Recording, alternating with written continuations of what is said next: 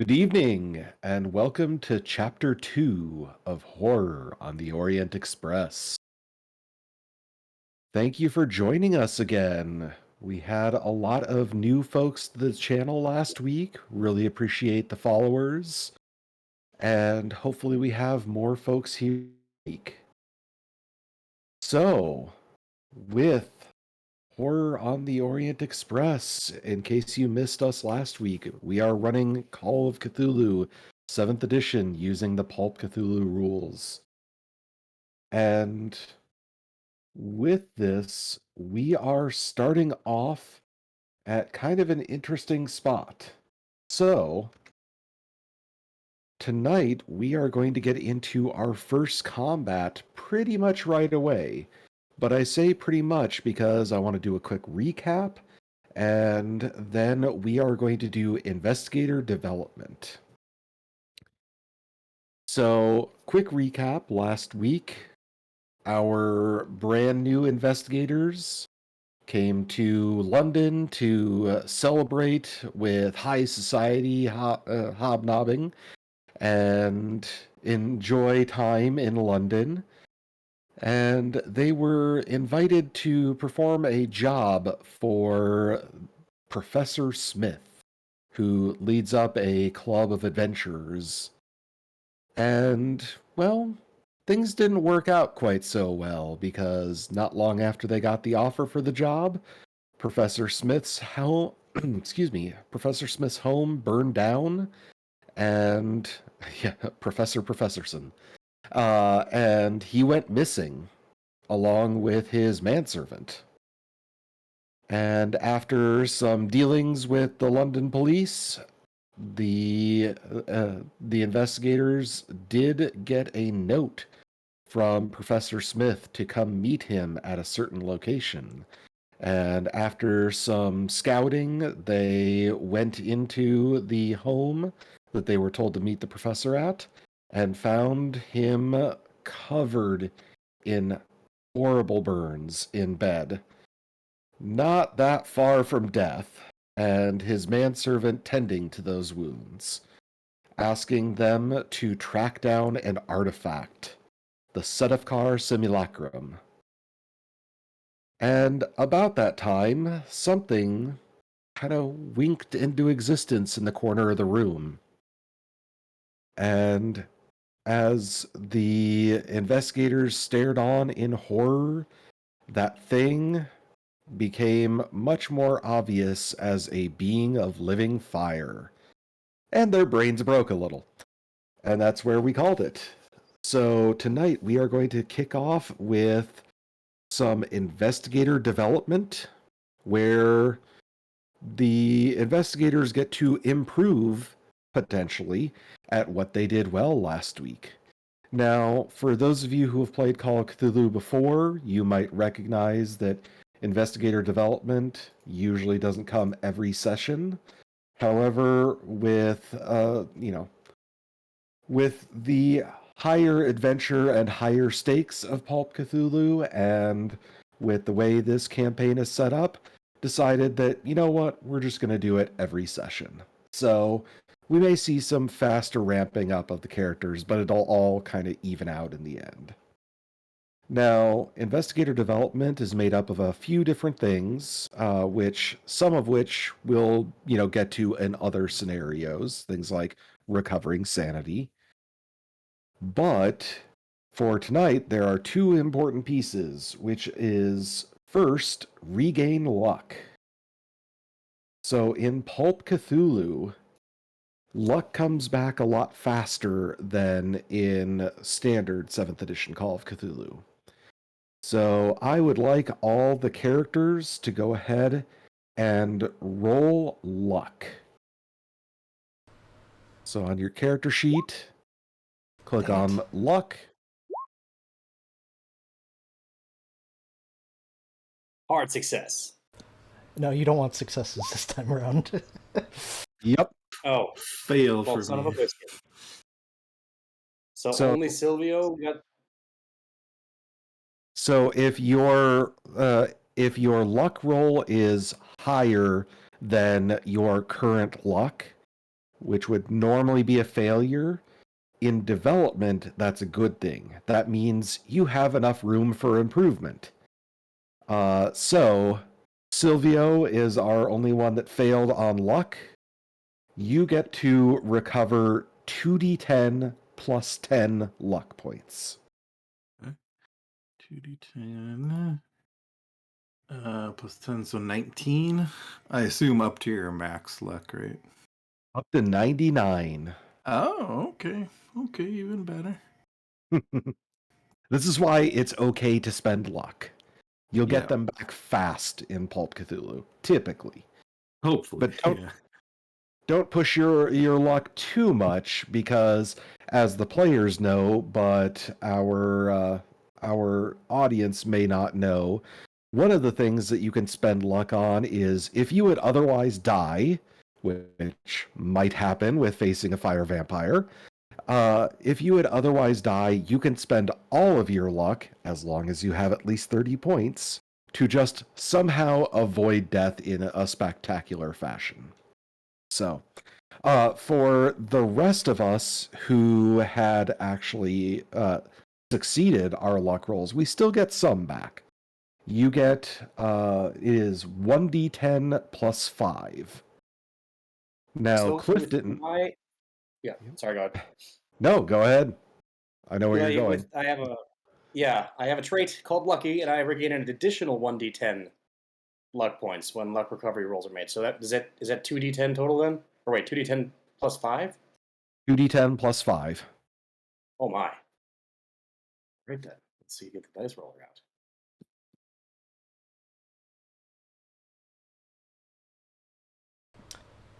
Oop. Hey, 16, not bad. Okay. So Now, do I that just is... edit Go ahead. the actual stat in my page then?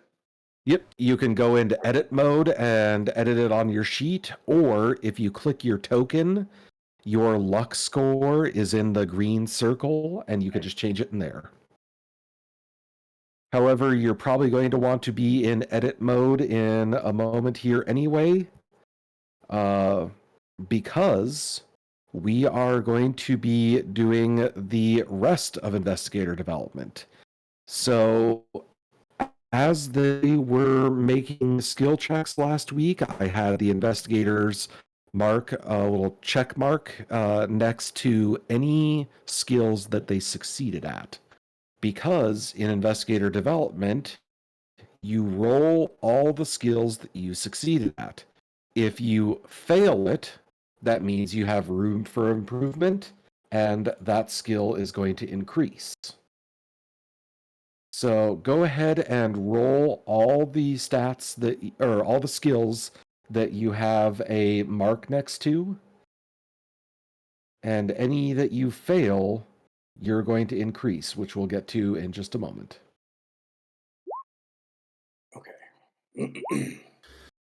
Fail for spot hidden, which is good. So this is just like the luck. Okay. You want to fail these. Yeah, I know. Look at all your skills, Simon. This is exactly This how is bad where I your am. this is where your good rolling is coming back to bite you. There we Hey. go. At least one. Jeez, Oh my whatever. gosh. One. I had one skill to roll for. Oh. So as you guys notice, MJ is not here tonight. I am going to be rolling for her for a couple of things, and I find it amusing that she rolled a 100 on her occult. So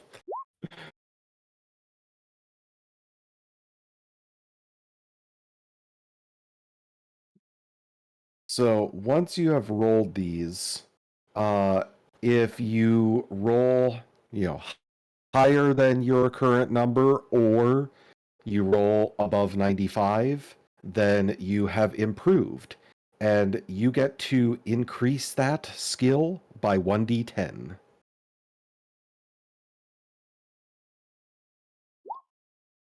So Cat has spot hidden and occult.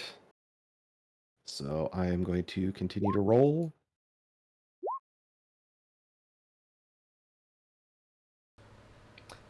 Yeah, Brian, you're only supposed to roll the skills that you successfully used last session, right? Yeah, I think I was checking around, did the thing. Oh, okay, I can gotcha. I don't know how to address it right now quickly because I failed that occult roll. I'm fairly certain, but I checked that one, so I probably checked all the ones that I tried, which I'd have to go back and look at the record to see which ones I had to amend this. I don't know how to handle that That's right okay. We can figure it out. Not a huge deal. And then after we roll and improve, I assume we uncheck everything. Yep, uncheck everything. You're starting Okay. over fresh. That's good. now. That is it for everything I checked.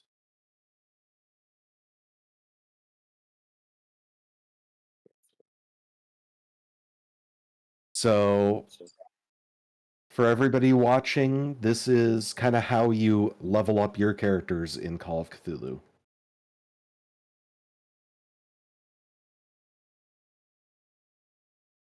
Now, you'll notice that only skills can increase. Your stats are pretty static throughout the entire campaign. Barring something weird like some horrible eldritch magic changing you, your stats will probably not change the entire campaign. Switch bodies with the Yithian. You laugh, but I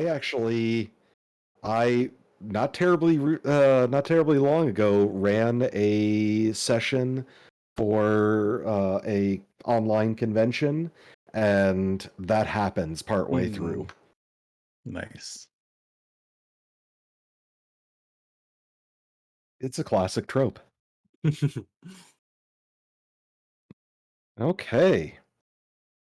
So, now that we have gotten everybody quote unquote leveled up, we get to move on to the actual fun, because they just had a fire vampire appear in front of them. Everybody did manage to make their sanity rolls, which making your sanity rolls kind of a good and bad thing, because, the good of it is, well, you don't lose as much, if any, sanity. The bad part of it is when you succeed on a sanity check, that means that your brain breaks a little harder sometimes. Not immediately, but you are going to have to deal with what you saw. The nice thing is, if you fail your sanity check, you just go nuts and you don't necessarily have to deal with it. But when you succeed, you gotta deal with it. So, right now, you guys definitely have to deal with it because you had a fire vampire show up in front of you. And we have to roll for initiative. Now, we are using the optional rule for rolling for initiative. The kind of default is everybody just goes in order of their dexterity. But for the Pulp Cthulhu, I figure we can go ahead and roll and see how it plays out. So on your character sheet, if you just roll your dexterity, I'm going to add each boy. of you guys to the initiative tracker. Failure for me. so I'm probably oh no. Mr. Extreme Success over here should be going first. Wait, that's it. Wait, is this another one that's inverted? So the higher we get, the earlier we go. No, the better the success, the faster you are going to go. So here's the way rolling for initiative works, basically everybody who has a failure is going to go roughly at the same time. Everybody who has a success goes roughly at the same time, and so on and so forth, with the extreme successes going first and the failures going last. So the way that we'll track it on the initiative tracker is extreme success is going to be 3. Hard success is going to be 2. Success is going to be 1, and failure is going to be 0. And if you are tied with folks, you know, other investigators, you guys can kind of decide what order you go in. If you're tied with enemies, I always let investigators go before enemies. Sounds good. Okay. So, in the initiative tracker, we'll go ahead and update these. Silvio, you got a failure. Clifton got a hard success. And our fire vampire got a hard success. We are a dexterous bunch.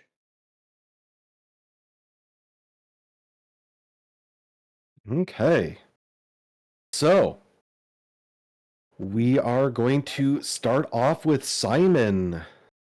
You just saw a fire vampire appear out of nothingness in the corner of the room and set fire to the bed that our good old buddy Professor Professorson is laying down in. I whispered something at you. I don't know if you saw that. Oh, no, I did not.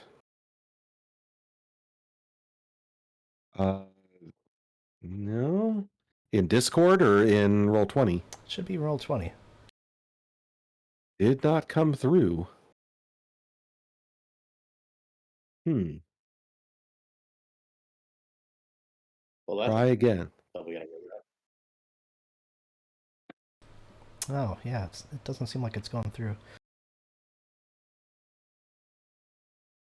Well, okay, I guess I just won't whisper.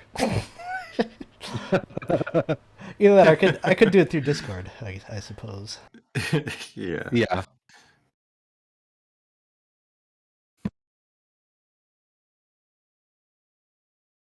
Okay.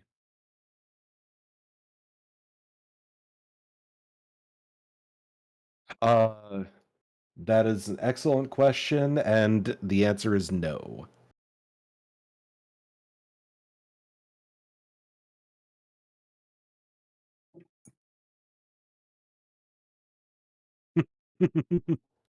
So, that I will allow. There is a little bit left. Would you like to describe to everybody what we are talking about? No, not yet. Okay. So we'll go Shenanigans. ahead and just leave it at that. We will say without explanation, although since our audience is looking at Justin's screen, they can probably see some of this, but Actually, no. I kept it all hidden from them, too.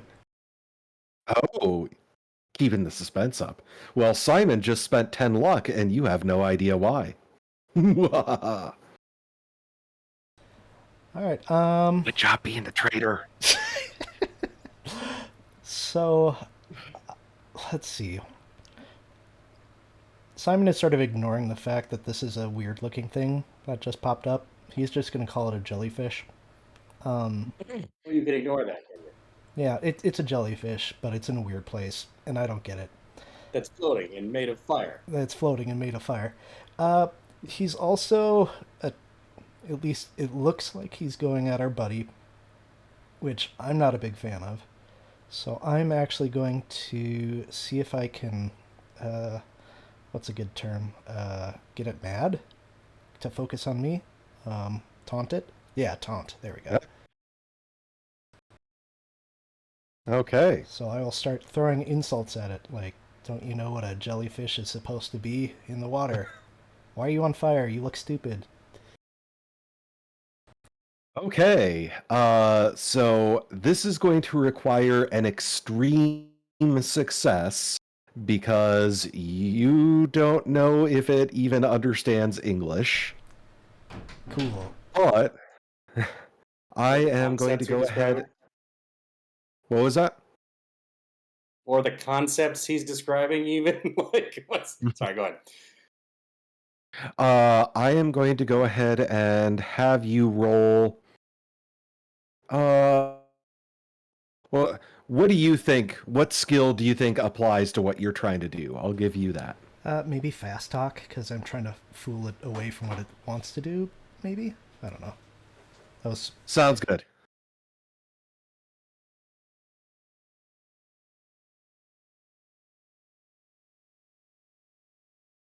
Oh, maybe the reason why I can't whisper is Roll20 is sort of frozen up. 1 second.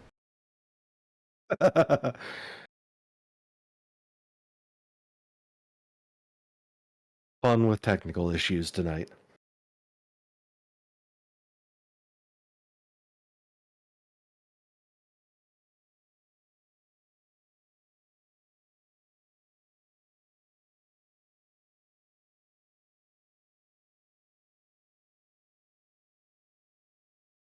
While he's working the- on that, I'm trying to refresh my memory. Did we head straight over here from the hotel with like all our stuff? I think we did, didn't we? I remember everyone packing, so we have all our Yeah. stuff with us. Yeah. You did the scramble pack and GTFO. Yeah. You didn't Okay. want to be there when the popo showed up. I never really like established what I had with me when we did character creation. Is that something I like? Nope. You don't have to. Okay. One of the wonderful things about Call of Cthulhu is it's just kind of assumed that your character would have whatever you would normally have with you. Your inventory is not something that you keep super precise track of. Okay, but what about weapons? Like, it is England. They're a little maybe. It's not America. You know what Yeah, I but it's mean? also Like, Pulp Cthulhu, so we're just kind of running with it. I mean, you ever seen The Mummy? Do you think Egypt was really okay with a bunch of these, crazy people running around with heavy weapons of war? No, they wouldn't have okay, been, but it's pulp. You gotta have fun with it. all right. Well, we'll let. Whose turn is it now? Is it still Justin's? Yeah, I Oh, he failed. just tried to. Yeah. Yep. That is okay. Uh, are you wanting to move at all? You have a Yes. movement of 9. on your character sheet. You have a movement of 9, and that is 9 yards. So that is a good chunk of the map. We're in a small room. Mm-hmm. Yeah, Oh 9 wow. yards Yeah. That's almost gets you to the fireplace. Hey, is that thing in the top of the map? Is that a chest or a trapdoor or a table? Like that's like banded with metal. It's Ah, wooden. it's a table. Okay.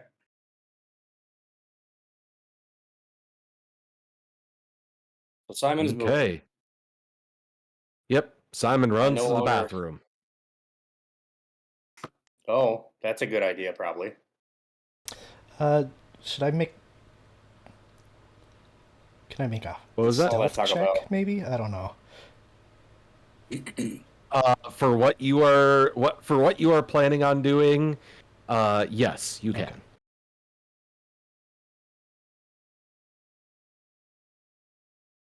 And Oh, while boy. you are rolling for that, oh, okay. Wow. So now, would you like to describe to everybody what you're doing?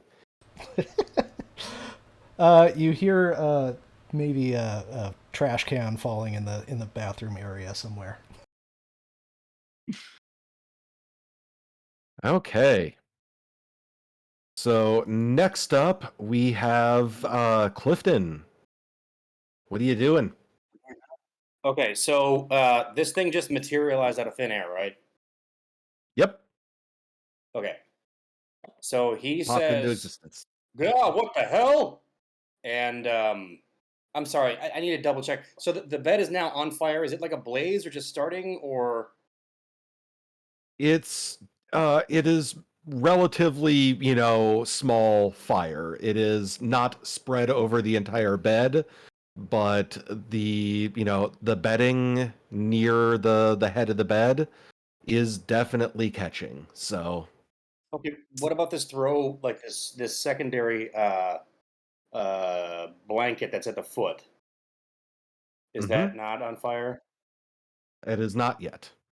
Here, I'm just Okay. gonna move my character in so you guys can see, the people can see actually what's going on. Okay. Oh, sure. Yeah, because otherwise everything's obscured. Yeah, that's so.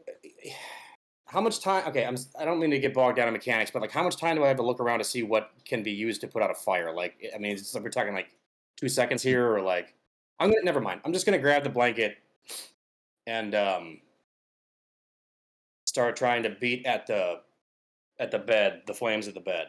I guess. I don't know Okay. what kind of skill roll that is though. So for this, I am going to say a dexterity roll to avoid Nice. getting burnt yourself. You are going Oh, to do it no matter what, but it's whether or not you burn yourself in the process. okay. Well, I'm dexterous, so let's. Hey, barely a E. success, but a success. Only because I'm Barely very counts. dexterous. Hmm. So yeah, you're able to get the fire that was starting on the bed down to mostly embers. It's it could recatch at any moment if you're not careful, but you at least keep it from spreading to engulf your friend. It is, Okay, and then however, can I? unfortunately. Oh, yeah. Sorry, go ahead. Finish what you were saying. No, no, no. Go It's ahead. unfortunately. Well, I was just gonna say, can I then move? Like, is that how the term works? Yes, Because he absolutely. wants to get the hell away from. Okay, so he wants to get the hell away from the thing. Wait. Okay, how do I do the? I don't remember how to do the distance deal. Oh, there it is. Okay, so if he doesn't see anything else that can easily put out a fire, oh sure, it's not as the crow flies. He's not like uh, Yeah. he's gonna go towards this. Okay,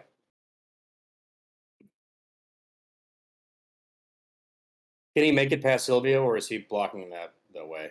Oh, you can barrel your way past Silvio, no problem. Okay, he's gonna look for something, sand or water or something that can deal with fire, or a fire extinguisher. Is that a thing in 1923? Absolutely. That'd be awesome if there was one of those things. Cool. Well, that'll be on your next turn. But the fire vampire gets to go next. And now that the, wonderful person that was standing right next to it has gone, it really has one logical target. Oh damn it! Sorry, Clifton, Professor. you're the worst. I'm not a seasoned firefighter. What do you want from me? I put the bed out.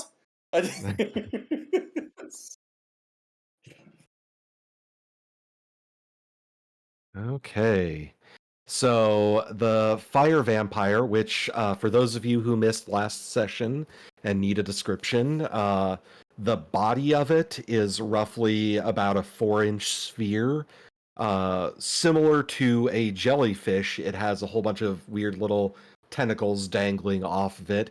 It's probably about 7 inches in total, and it seems to be made of living fire, and it latches onto your friend on the bed, and you see that the area around where it touches, even before it actually is touching him, starts actually like blackening and smoldering, and the burns on his body are getting significantly worse as this thing touches him, and he starts writhing in pain. Stop, drop, and roll, buddy. And and that's the fire vampire's turn. So Pat spends the turn kind of freaking the fuck out and starts running around looking for something. You can't quite tell what she is looking for. Silvio, what are you doing? I think given the situation, Sylvia would look around and see if there's literally anything he can use to just hit this thing, not with his bare hands. Essentially, he wants to like swat it away from the professor into the wall. Can you hit him with the table? Can you get the table wide enough to? I was going to say, if you want to try to use the table, it is rather large, but you could do that. However, there is other stuff on the table, like lamps or writing implements, stuff that is more handheld.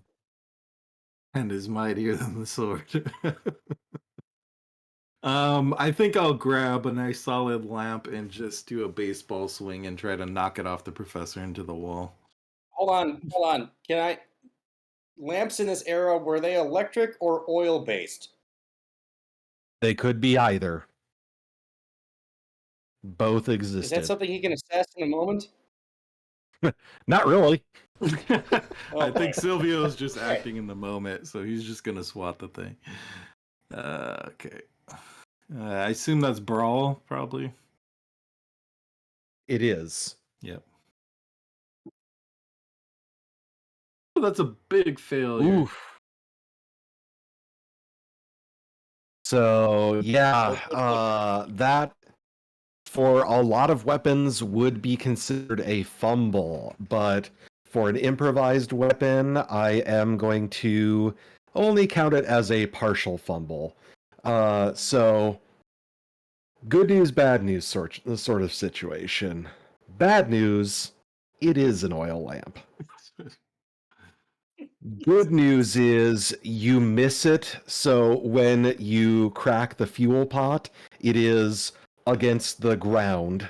So you don't actually, spread the fire. However, there is now a little bit of oil on the ground. Probably want to make sure that doesn't catch fire too. So we were suspected of arson before this. Now we're basically guilty of arson. Well, you guys weren't suspected of arson. You definitely will be now, but Burt professor in a room we set on fire. Let's see. I want to move like towards the professor to protect him, but I already kind of used my action, so I guess I just want to be closer, even though I can't do anything. you can kind of try to, you can't shove the thing off of him, but you Yeah. can kind of cover him partially. Look disapprovingly at Fire Vampire. Yeah, I'll just kind of be My trying to withering like gaze. drape my body over him. Absolutely. That's me. Okay. So at the end of the initiative round, you've got a couple of friends joining you. Oh, great. So I even two put men in my notes, beware the fez. two men come running up the stairs wearing red fezzes, and they look like normal men, except for the ritual daggers that they are carrying, and are kind of charging in your direction.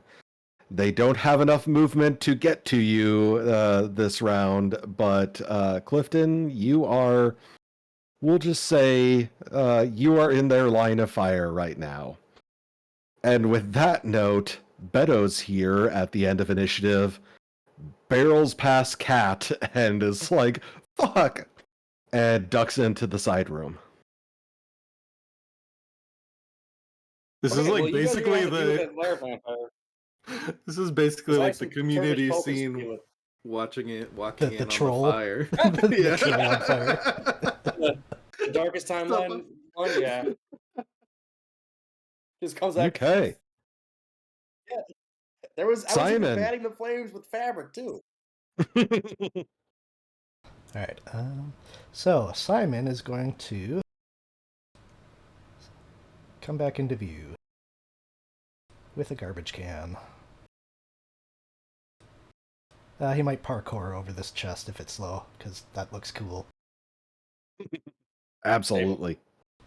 And then he's going Yeah, to dump table. contents of the pail onto this critter. Okay. Right on the fire vampire. That's right. So, Is it full of pennies? It is. Like, 3 pennies are in there. Also full of gas. Also full of gas. Oh, pennies and kerosene. okay. So go ahead and roll a d4.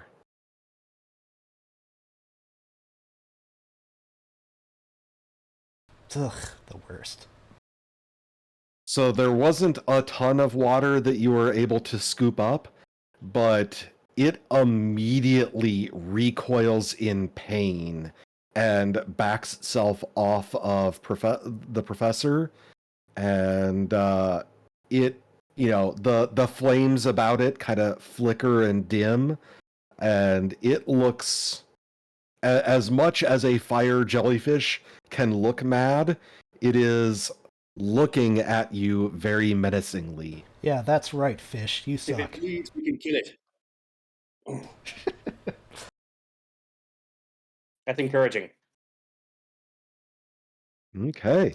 I guess, yeah, I'll sort of drop the pail behind me in case Sylvia wants to grab it. So, or garbage can, I guess is what it is. Yeah, that's okay.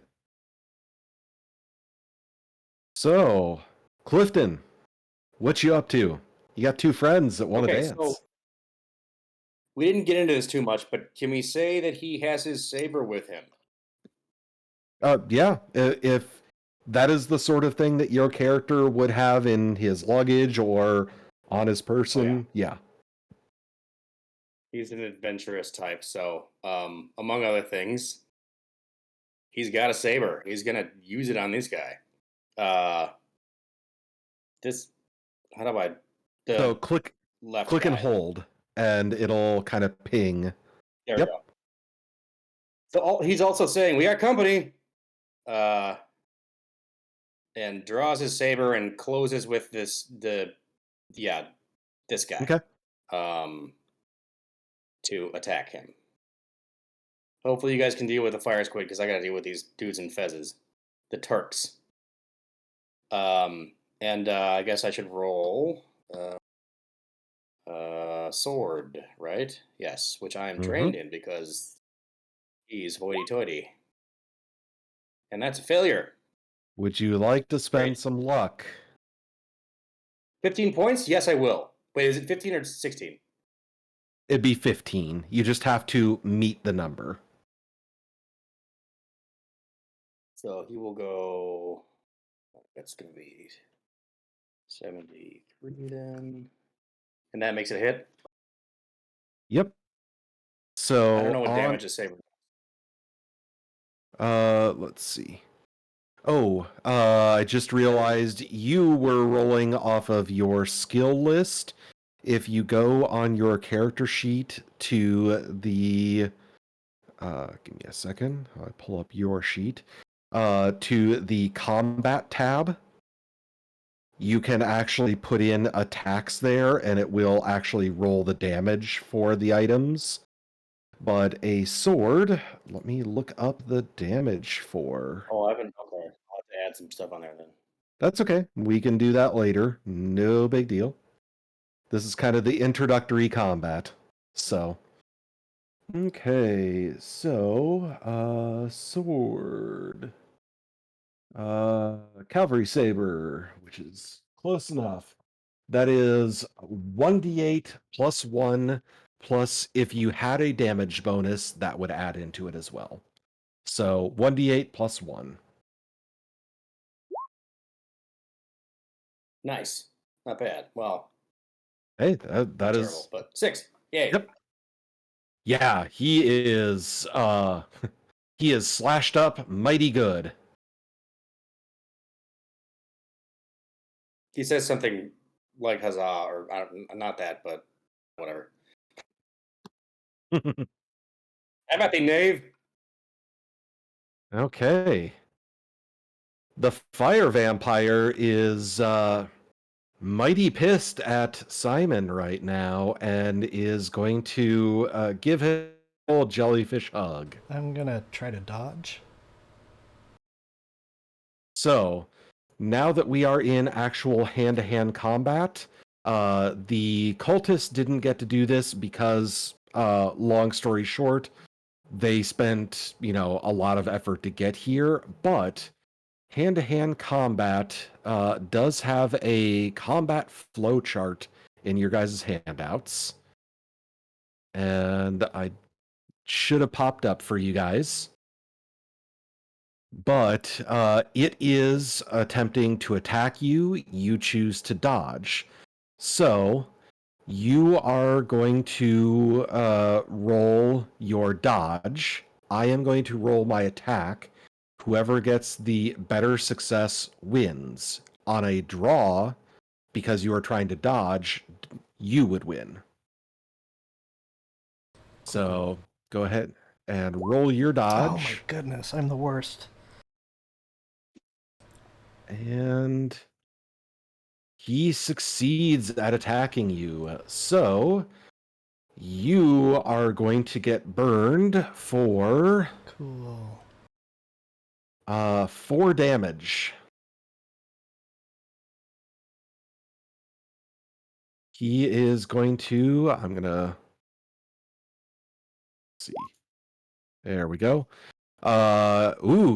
He latches onto your chest and like right near your breastbone, he is just kind of stuck onto. He seared himself onto your flesh. Oh, this is perfect. Yes. Okay, cool. Okay. The way that you say that has me concerned, but okay.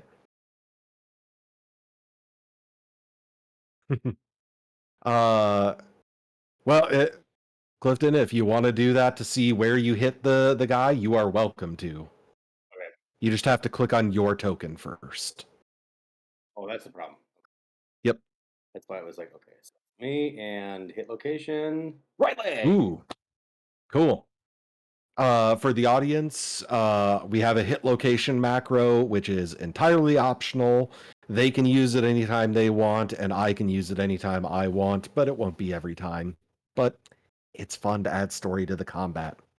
Speaking of, Cat goes in this room and does find and comes out with a fire extinguisher.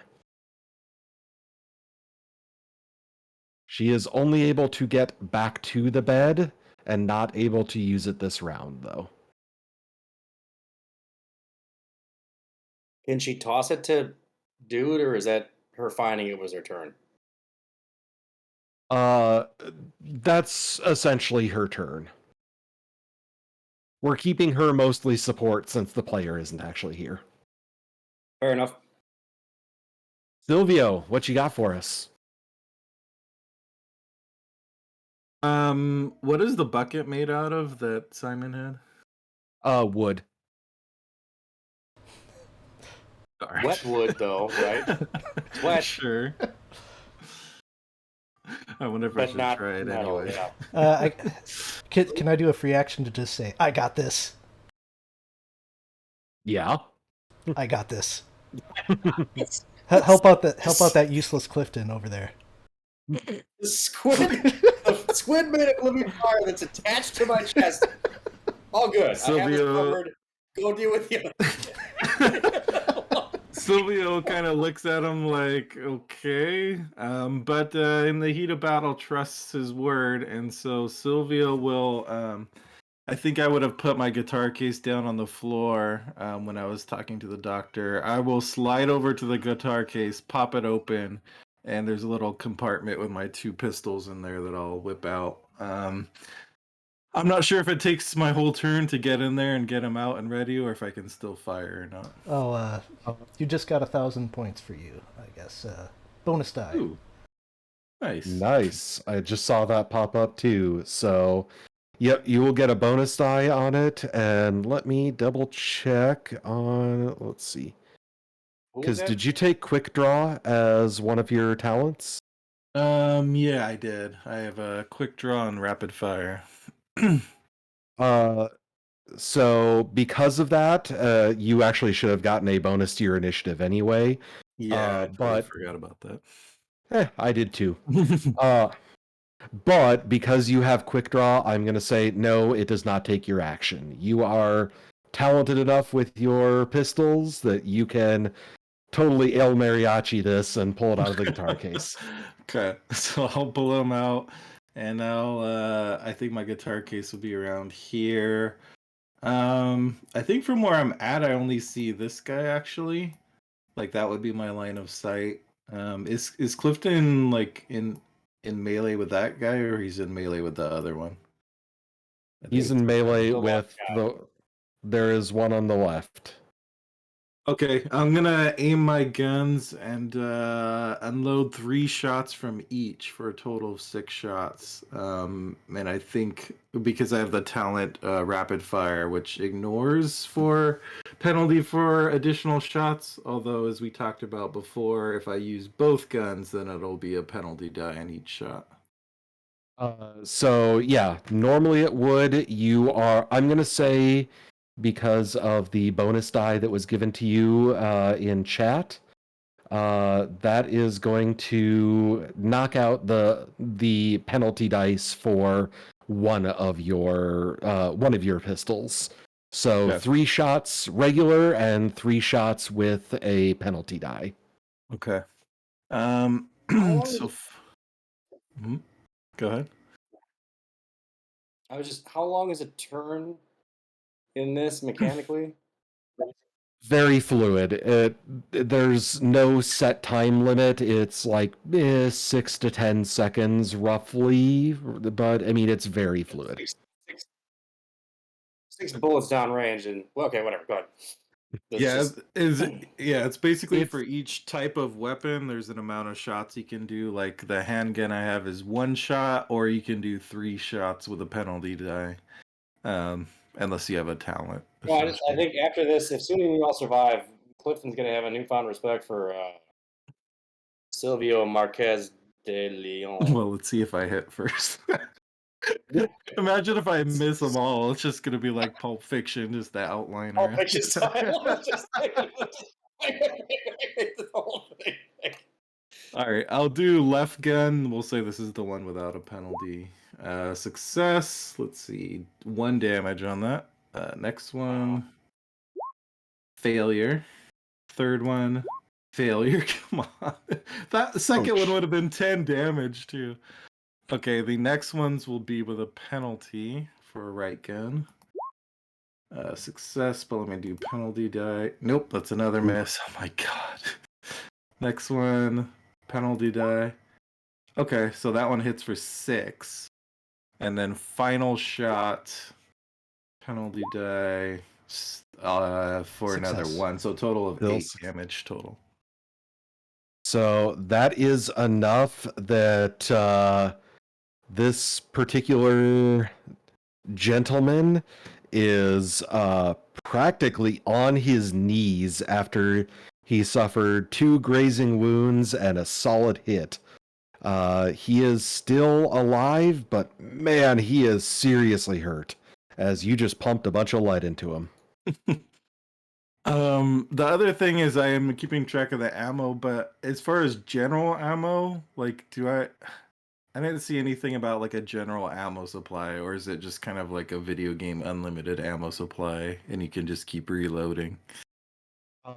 Because it's pulp, it's video gamey. Barring, a dramatically appropriate moment, yes, you have enough ammo on you. Okay. That's me. Let's see. I can't. It's kind of ominous. I'll just kind of move by this chair and kind of like duck behind it like it's covered. And that's me. Okay. Awesome. No big deal. The dashing American's gonna be right there in front with his sword. So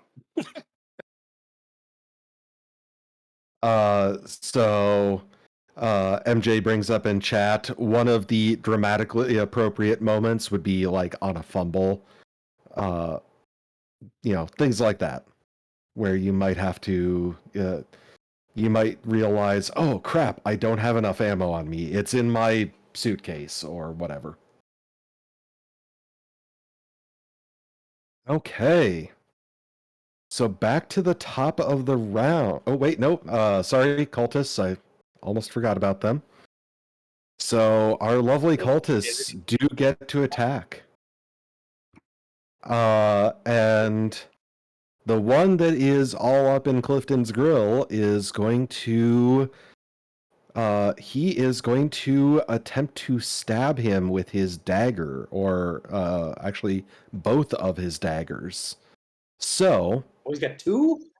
Yep. They both have two of them. Oh, boy. So with the combat flow chart, would you like to try to dodge? Would you like to try to fight back? Or is there something else that you have a plan for? Is there... Okay, so I gotta ask here. I have a sword skill of 40. I have a dodge skill of whatever the base is, 45. So trying to feint or something would make more sense to dodge, right? I mean, that would be the numerically... When you dodge, you essentially win ties. When you try to fight back, the attacker wins ties. But if you fight back and you succeed, you also do damage. Yep. And he doesn't do any damage to you.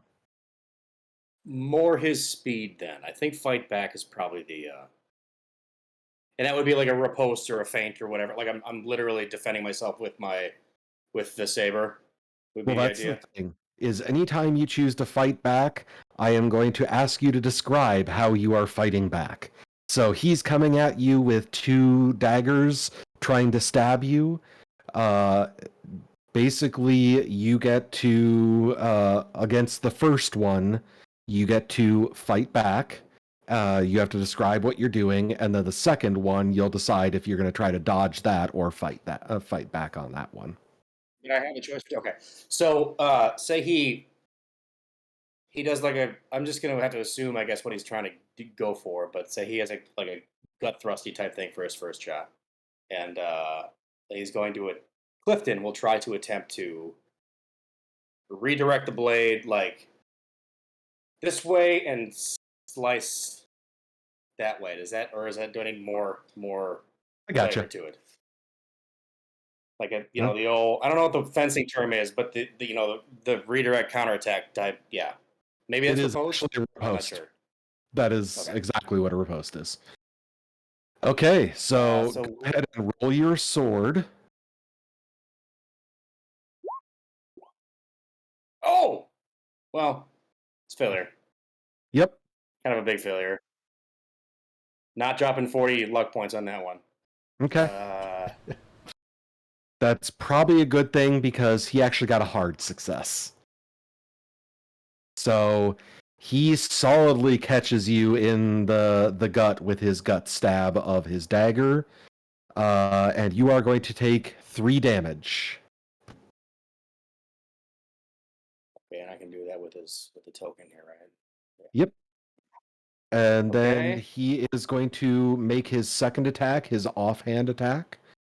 And I think for consistency, I think dodge would be my response. Okay. Because I don't think he's going to be able to riposte twice in him or whatever. Which I have to roll, right? Okay. Which is... I lost it now. Here it is. Come on. That's also a failure. Here's a little bit of good news. He fumbled on his attack. So not only No.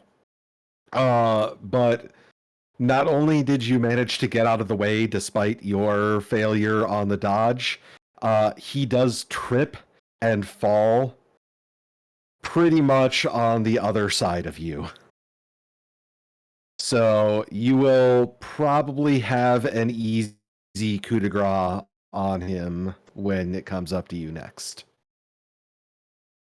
And this other cat is already Now, like riddled with bullets. this so other it's one close. happens to be rather pissed at the guy who just shot him, and he is running across the room, and he is going to dive across the chair and attempt to do a diving stab on Silvio. Ooh, they're getting fancy. So,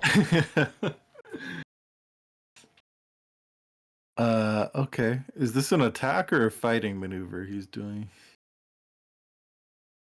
it is technically a for purposes of what you're doing, it doesn't actually matter, but it is a maneuver. Mm-hmm. I'll fight back. Okay. Just how are you fighting back?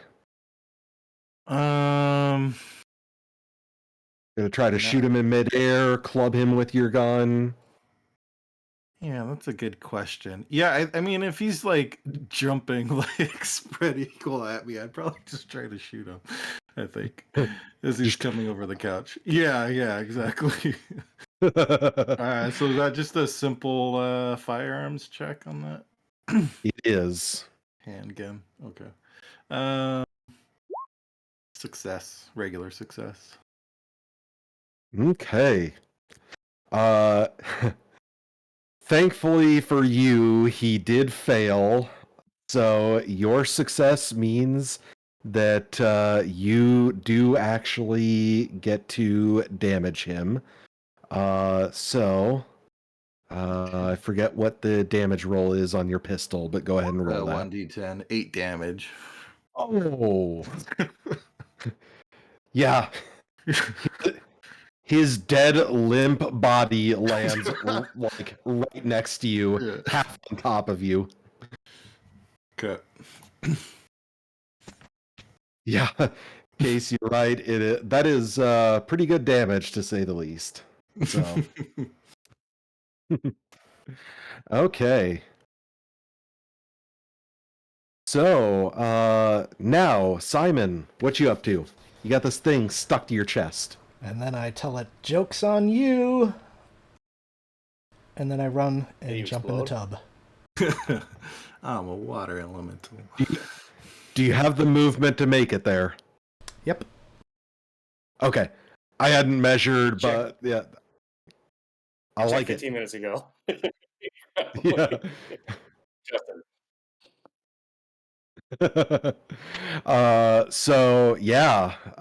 That is enough that the water boils around your chest, and you are going to take more damage. You're actually going to take 4 more damage. It's pretty nasty. Could be better. You're going to have a chest covered in blisters for a bit, but the thing boils away. It is dead. Yeah. So Nice. back to the sea, you sucker.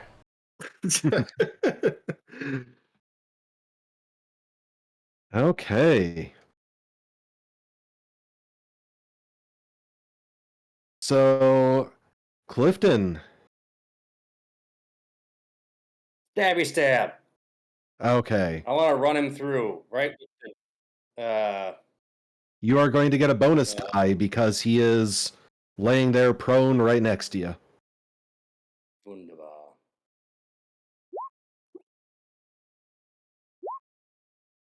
Hey, very nice.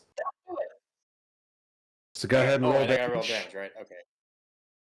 And I'm sorry, it was a D. Oh, I already had her here. The last one I did. Very nice. So, yes. Describe your kill. So he, after the dude sort of lunges and falls past him, he just spins and skewers him right through the well, I guess not the sternum, but like right to the side of the sternum, and into the wood of the floor, and yells something triumphantly, ah, and pulls it out, and then looks around for anybody who saw it. Nope, not impressed. See that? Yes.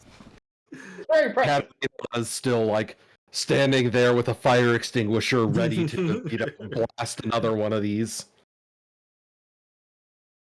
Okay, that is our first combat. So currently there are various smoldering points in the room, in particular around the bed. You are not sure how good that it is, and his manservant Beddoes kind of comes out of the room. Is it over, sirs? Yeah, check Have out you this thing. won? For now. I wave it around. I'm gonna go check on the professor. There There's is no still a body thing? left. Oh, the fire vampire goes away? Oh. It is made of fire, and you extinguished it. I was hoping it really was sort of like a floppy jellyfish Surprise. thing. Where did the guy stab? Oh, he stabbed me in the belly. Right. So I guess this is what Simon would do. Simon would come out of the bathroom. He'd have this huge grin on his face, and there'd be like this hole burnt like through his clothes on the front. And he's like, "Don't worry, these aren't my clothes anyway."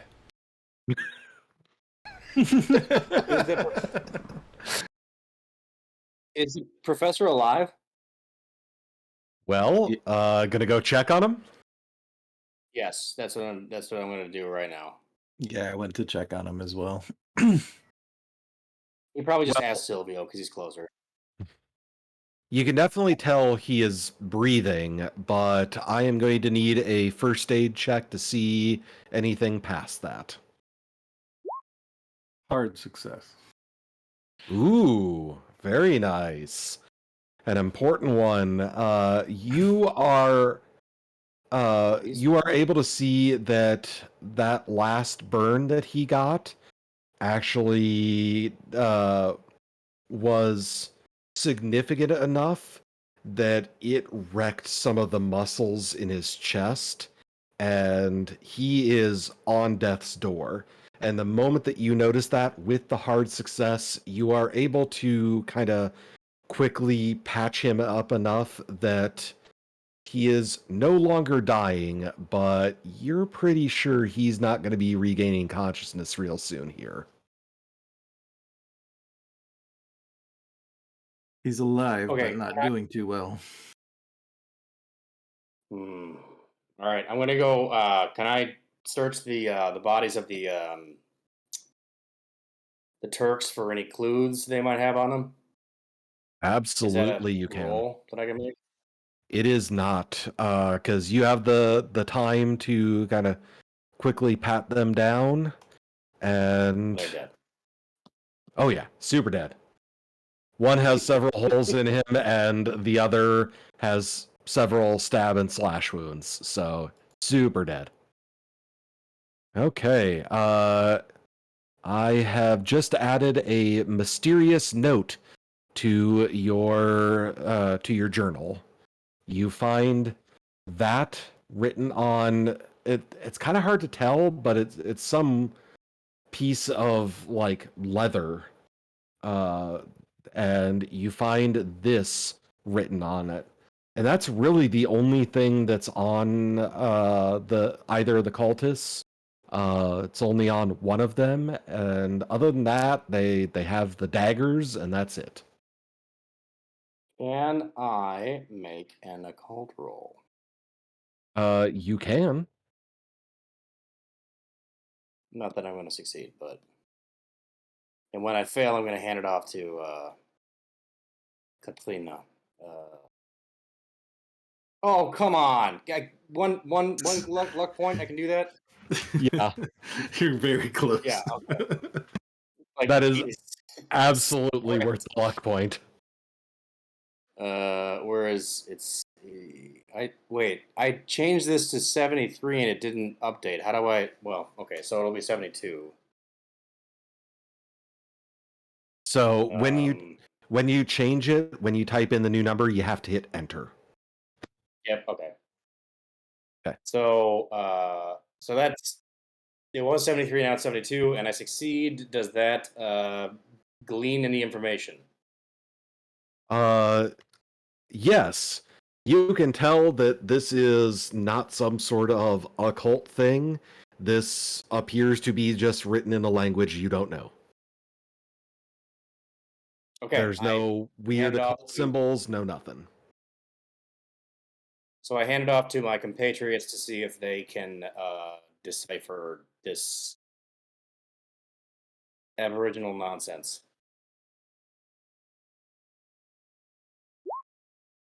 So you guys take a I look guess at this. You guys take a look at this weird thing written on leather, and when you hand it off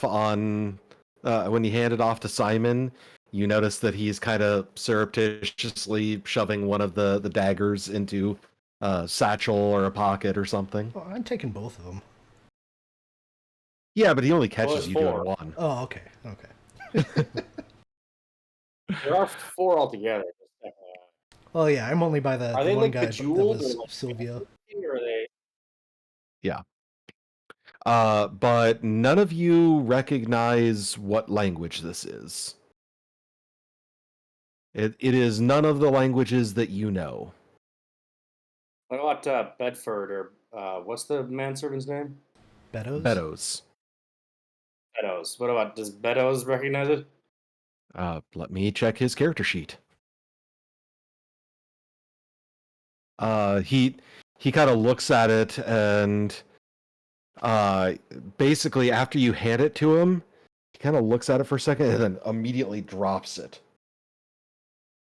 Sirs, one, no idea what language that is. Two, I would prefer it if you don't hand me scraps of human skin. Well, Okay. interesting. Let's put this in the clue bag. And he kind of We have a clue bag, right? wiping off his hands.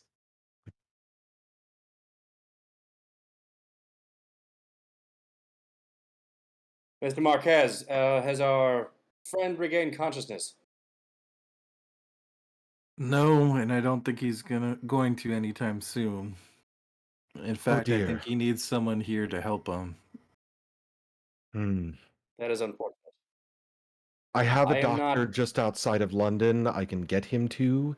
He was insistent that any hospital in town here would be too dangerous for him.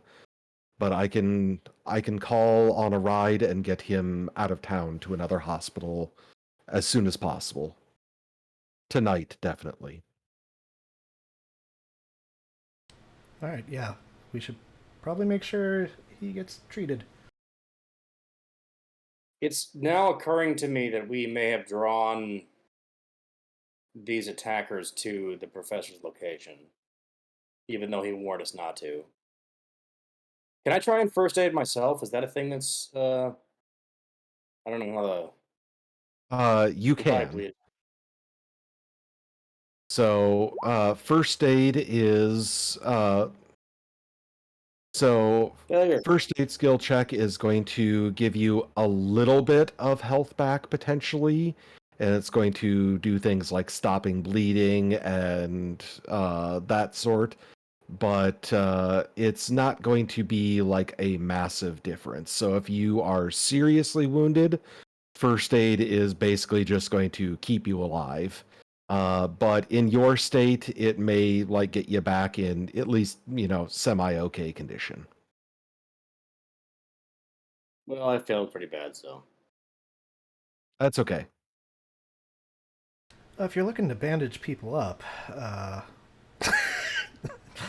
points at the Oh blisters yeah, on let me his try this chest. guy too. Yeah, I don't know. Hey, just barely scraping by. Okay. That must be it because Clifton is so altruistic that it's more important to him to help his compatriots than himself. Altruistic is not a word I would describe Clifton with, but sure, we'll go with it. So, self-awareness, not exactly his strong suit. To be honest, I think Simon was talking to Silvio. Oh, But that's fine. hey, I did a decent job. It was a little bit. A success is a success is a success. And with a success on that, you recover 1 hit point, Simon. Yay. And the burns are patched up in a way that, well, you're probably going to have more of an interesting scar than a horrible scar. Nice. So I'm I cool hear with that. chicks take scars. Oh, actually, I think I'm going to put that down in my backstory now. absolutely, Oh, yeah, there is a scar section, isn't there? I was going to say there is specifically a scar section. As this is happening, I'm walking towards the door, kind of reloading my pistols, because I want to peek my head out and make sure there's no other cultists on their way. Okay.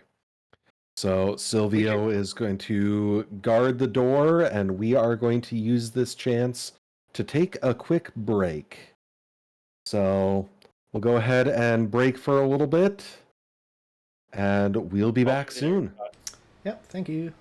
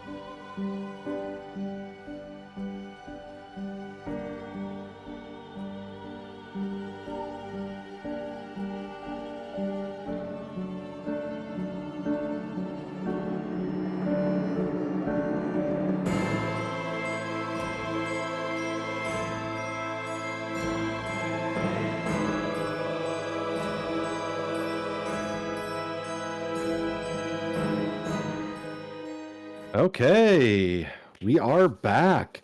And actually, right in time because we just got raided. Woo. Thank you Yay. for What is that? joining us.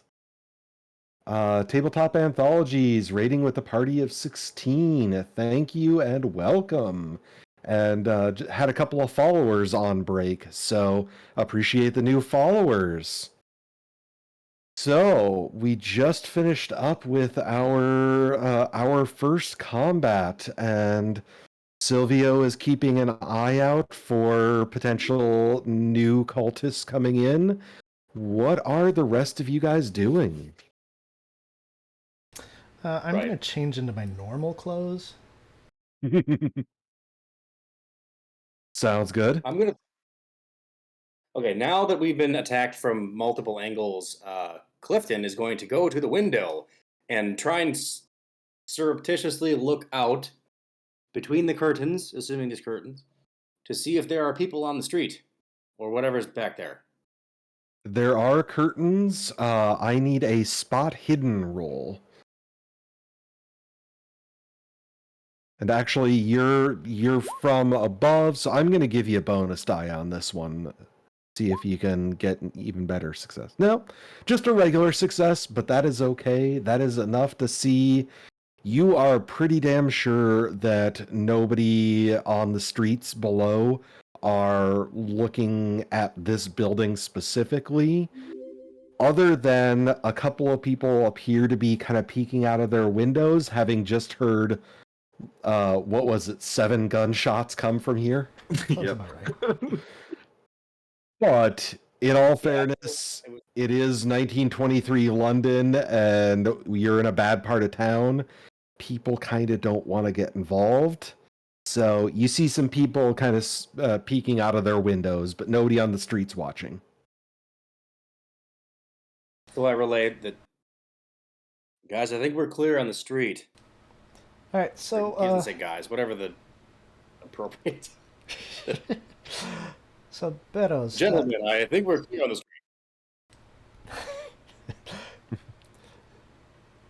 yeah. So Simon will plop down on this chair over here, and he'll say, "Hey, Beddoes. So this job thing. I'm assuming that that's what all this was about." Yes. I'm sorry I was not particularly prepared to deliver all the information to you, but I had spoken with Professor Smith and had prepared at least some information for you, knowing he probably wouldn't have the strength to talk long. He had mentioned the simulacrum, correct? Yep. Now, He told me... Go ahead. oh, I was just gonna say, does he really know who we are? Beddoes? He said that he knew you were worth trusting. I don't know all the details. He doesn't really keep me too informed on his research. But Professor Smith did tell me that you were people worth trusting. Okay. So yeah, I guess. What does this job entail? You mentioned getting the pieces of this item and then bringing it to Constantinople for something. Yes. He takes out a couple of folded sheets of paper and puts on some reading glasses, and he starts going through his notes that he took when he was talking to Professor Smith. The Sedefkar simulacrum is an occult artifact of evil power. It was taken apart and scattered across Europe at the end of the 18th century. And he kind of looks up. He didn't give me an exact date. He made it sound like he did have it in his notes, but they were destroyed in the fire. He, he said to retrieve the pieces and destroy it. Uh, the it's a statue, essentially. The statue was dismembered in Paris just prior to the French Revolution. Uh, he believes that part of it might still be in France. He's not sure of any of the current locations, but that is the first stop that he had planned. Do we know how And many he starts pieces? going through. Sorry. He starts going through more of the notes, and he pauses to respond. I believe five pieces of the simulacrum. Wait, no. And he kind of consults the notes. Six pieces, I think. Oh boy. And finally, after like reading some of these notes out loud, he just kind of gets very flustered and very, unsure, and just hands over to you, Simon, the notes that he has been reading from. So these are his notes on it. He said They're that in English. yes. He Oh, I see now. Professor Smith believed that well, there may be a man in Constantinople that you can work with, that you can either hand it off to and he will destroy it, or he will help you destroy it, or I don't know all the details. This all seems like nonsense to me, but I don't know, it's kind of hard to argue with what we just saw. He said that the most important thing was to gather the pieces and bring them to Constantinople, because only in Constantinople can it be destroyed. There's a mosque there that is a sacred site to whatever horrible culture birthed this thing, and that's the only place it can be destroyed. Side note, remind me, is Yugoslavia a thing right now? No, it is not. Well, actually, let me check. I have a map at this time. Basically, I'm inquiring about the Serbs, Croats, and Slovenes. Oh yeah, Is that that is the kingdom of Serb. Yeah, that is actually a monarchy in Europe at the time. Because remember, World War II really kind of redrew the map of Europe. So yeah, that there is no Yugoslavia. There is just Kingdom of Serbs, Croats, and Slovenes. And So then that's literally the name. Albania is south of that. Okay, so that's literally the name of the kingdom right now is just the Kingdom of Serbs, Croats, and Slovenes, or Slovenes. Yep.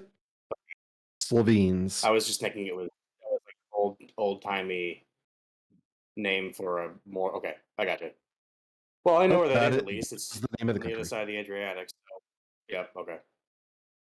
Yep. And I don't remember where Trieste is, but well, I can look that one up. Obviously, I know That where is Venice is. Trieste is near Venice. So theoretically we have two in Italy, one in France, one in the Balk. Well, Sofia is in the Balkans too, isn't it? Can't remember. Bulgaria. Sofia is the capital of Bulgaria, actually.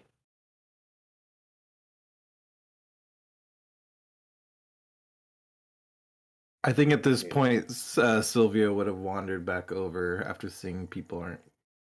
There's no more cultists coming, and kind of gestures into the corner with his pistol where the fire vampire was, and says to the room in general, "What was that creature?" I don't know. Fire jellyfish. not around anymore. At least we know how to kill it, right? Good job, Simon. Edo's just looks like he looks like he is in shell shock, to use a term of the era. Yeah, for flavor, let's just say that Clifton is he's acting very nonchalant about the whole thing, but if anyone has any perception about it, he's Mhm. clearly also shaken up. But he's putting on a stoic face because, of course, he's seen these type of things before. He's an adventurer. Has anyone seen something like that before? And I think I'm mostly looking at Beddoes, who's been around the professor. No. We all look at Beddoes. No. No. No. No. No. No. No. No. No. No. Beddoes, were you in the house with the when the fire started? The first one. Yes. And you didn't see this The thing? I did not. No. The professor, after the men in fezzes came, he told me to get the car, and I was able to pull the car around in time to see him stumbling out with much of his clothes on fire and in horrible condition. I loaded him up on the car, and, well, I'll be honest with you, I had been acquainted with a young lady who resides in this house, and I knew she was out of town. And I looks over at the, partially burned bed and Bullet holes. holes. I am going to owe her a hell of an apology. You might need to But owe her a larger one. As Clifton looks at the bodies of the humans that have been slain there, and looks pointedly at the other companions and says, "What are we gonna do about this mess? I feel like the police are already suspicious of us." We should make ourselves scarce. Meadows kind of looks up at you guys, and maybe it'd be best that you start off on your journey sooner rather than later. Well, we If haven't exactly decided that this is what we're doing. You said this was a job. Yes, thank you. I'm sorry, I'm a little distracted. He goes over to the secondary room off to the side, and kind of on one of the shelves on the cabinet in the back, he pulls a suitcase off of it and comes back to the main room and looks around. Who wants to pay? Who wants to Oh yeah, take me. charge of that? Looks at the rest of you to make sure the rest of you are okay with that. Before I Clifton agreed nods, to nonchalantly, before I agreed to shrugs. run across all of Europe, these men are hunting for this thing, this artifact, but it's all just madness. I don't understand why do we need to destroy this? They can just have it. It's all superstition.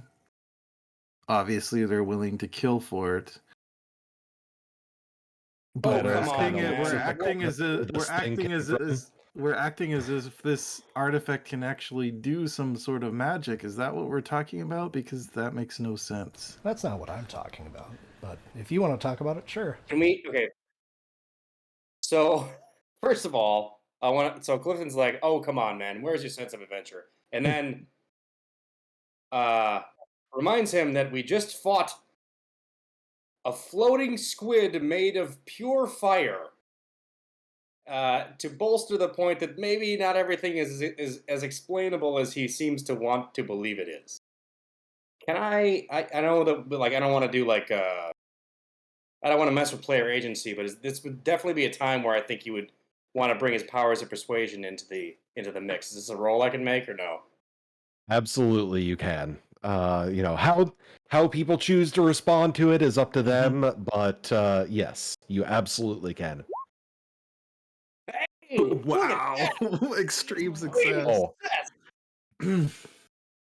Rousing speech, sir. Beddoes actually looks genuinely impressed. Silvio kind of He looks made it up. long and Silvio looks long and hard at him, like kind of appraising, like maybe he's not just a rich airhead. A fair enough point. I'm still not convinced that. I mean, the best explanation is these men found this creature somewhere and trained it to their uses, but Well, I guess I've come this far. I should see it to the end at least. And I'm not sure that I was doing much more back in America that was more interesting than this. Beddoes kind There's the of spirit. looks at you, and if, as your friend put it, the call to adventure is not entirely enough, it is a job. And he opens up the suitcase, and there's a lot of 5-pound banknotes in this suitcase. Nice. Cool.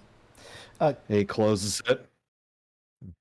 Can I make a Go ahead. quick psychology check on Clifton, just to see where he's coming from, why he wants this to be so bad? Absolutely. Clifton, are you going to try to hide your motivations?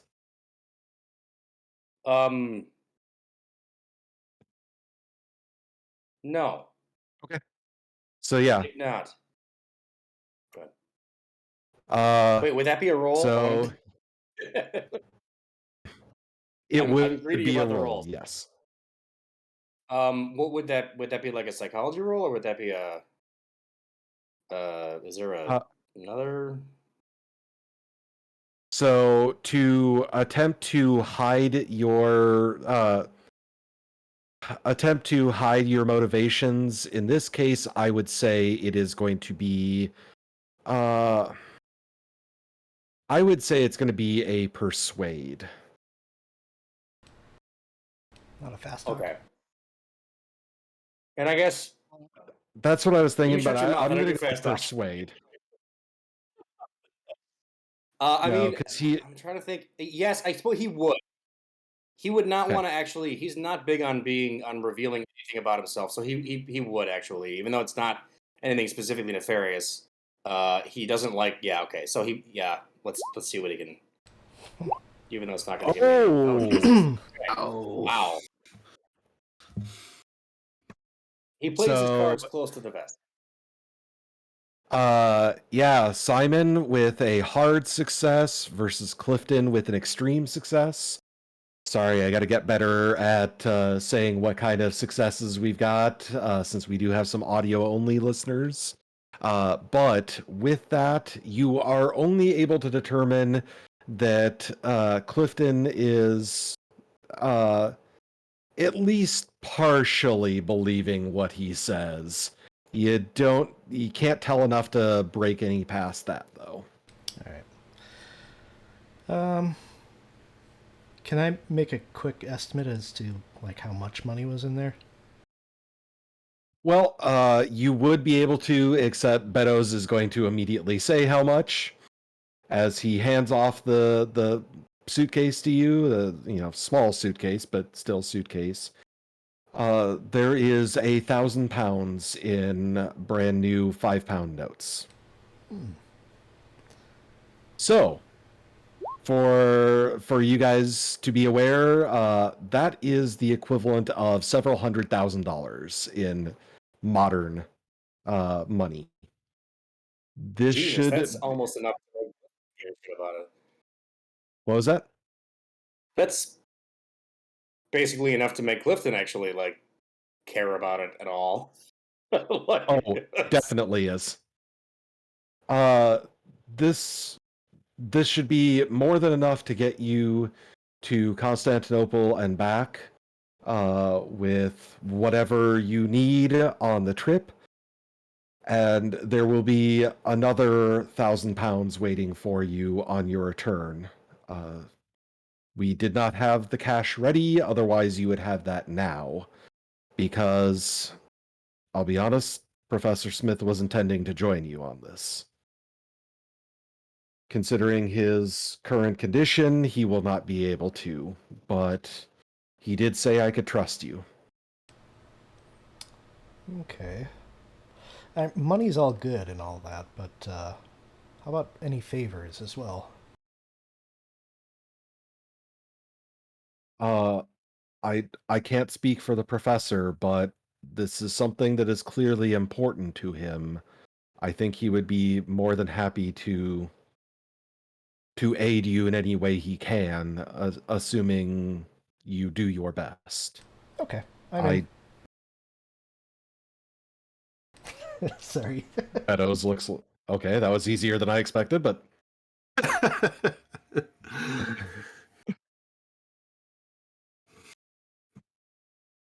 would anybody like to roll psychology to see if Meadows is telling the truth?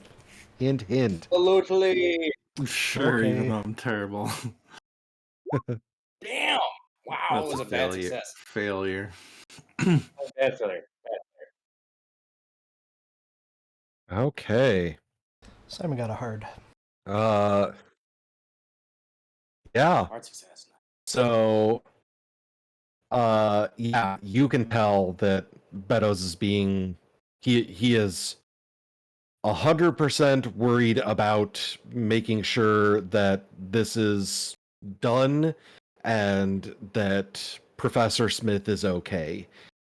He seems to have his entire motivation around, oh my god, my boss and my kind of friend is this is something that is super important to him and he almost died.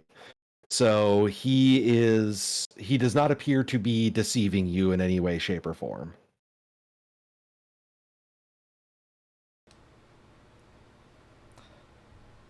All right, chaps.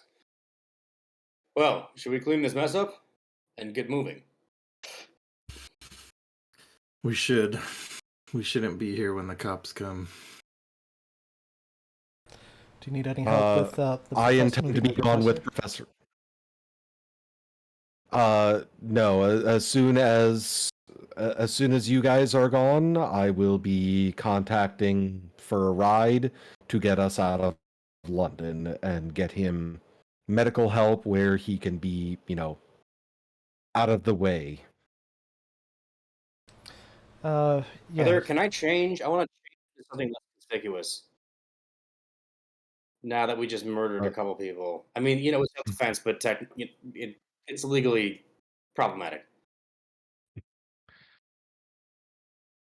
Beddoes kind I of don't know how looks. much. Yeah, I am going to call for a ride. You can do what you want, but I would say that you probably want to be gone before we are. No problem. Beddoes goes off. Actually, it's in this room. Goes off to this room, and there's a little phone on the side table here, and picks it up, and you can hear him calling somebody asking for a ride to a hospital outside of town. Since I'm sitting here, is this like a little desk or something? Yes. I'm just gonna quick go through it, see if there's anything interesting there. You do okay, find. Oh, hold on. You do find pretty quickly there is a little black book, and it does appear to have the names of we'll say clients that all happen to be men, and is Oh. in a very feminine script. Oh boy. Ah. She's gonna need some work to get her business back. That's too bad for her. Oh, he said she was a friend. Is that what he called her? No, I think he was talking about. friend? I realized that he was talking about Professor Smith. I think when he was saying friend. No, he said this place though was his spot that he took him to. I thought. Yeah, it was because like, a friend owned it. Yeah, It was her. It was a lady companion that he knew of. Oh, He was Professor vague Smith. You're saying it was. He was vague enough that you couldn't tell if he was talking about a lady companion of his or of Professor Smith's. Okay, Which whatever. one's name is Clifton's in not the going to book? judge. It's just. No, which one's name is in the book? Oh. No. They're probably all monikers. Are you going to take the time to go through the men? Yeah, sure. Just quick flip through. Can't be more than 200 or so. You do find Beto's name in there. Okay, I take a pen and circle it and put a few hearts by it, and then I'll put it back into the thing.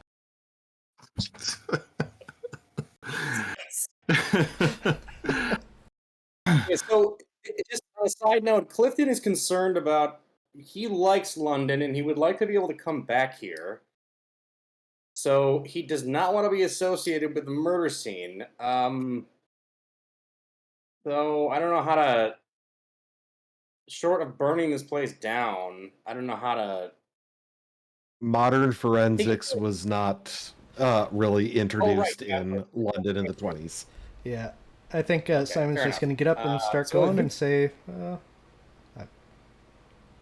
I'm just. Why don't we head out? Is there a hat around I can get? Can I get a hat or a hood or something to put over my face, like over my head, so I'm not like just like clearly this handsome, devilishly handsome man walking out of this. Yeah, I'll toss him Professor Smith's hat that I was wearing. So. Yeah, I don't know if it was too clear, but when we left the previous house, Simon was like wearing the professor's clothes, and that was sort of his disguise. So that's why he doesn't care about. I do vaguely recall that. Yeah. Of the giant burn hole in the chest. Silvio's gonna stash his Silvio's gonna stash his guns back in the guitar case and in their little compartment, and then get ready to head out. Yeah, I'll put the sword back in the luggage, all that stuff, and we're gonna get the hell out of here. Can we hail a cab too, or can we summon a cab, or there's no tube station here? Besides some combustion and some horse-drawn taxis, is there anything else that how do we get to? I guess we should talk about. We need to go to the train, right? Or wait, no. There's no tunnel. We got to go to get a ferry out of what? Dover? How does that even? Where do we even get to the mainland? Well, you guys are going to have to, one, get tickets, and yes, you will have to travel to Dover and get a ferry across to Paris and then continue along. However, you would know because you are a member of high society, and well, the Orient Express is high society in Europe, that the Orient Express does actually go out of London. It's just kind of a side branch that carries you to Dover and then will take you to the ferry and go from there. But you would have to get. Sorry, what? Yep. You can go. You would have to go to the station. In fact, it is the Victoria station that you would have to go to and purchase tickets for the Simplon Orient Express, because there are a few different Orient Expresses. The one that is best known and the one that is at least mostly along the route that would get you to areas you need to go would be the Simplon Orient Express. All right. So let's summon a cab and get the hell out of here. Not here. Right? I think we need to go Okay, so somewhere. we should go down to. Fair point. Fair point. We don't want anyone seeing us leaving the crime scene. That's a good point. I'm not versed in this clandestine type of maneuvering here, so I'm glad we have you along, Mr. Ashford. So we Raises go an down the eyebrow. street then.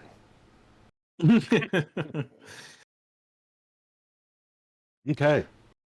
So you guys do leave the house and go a few blocks over, catch a cab.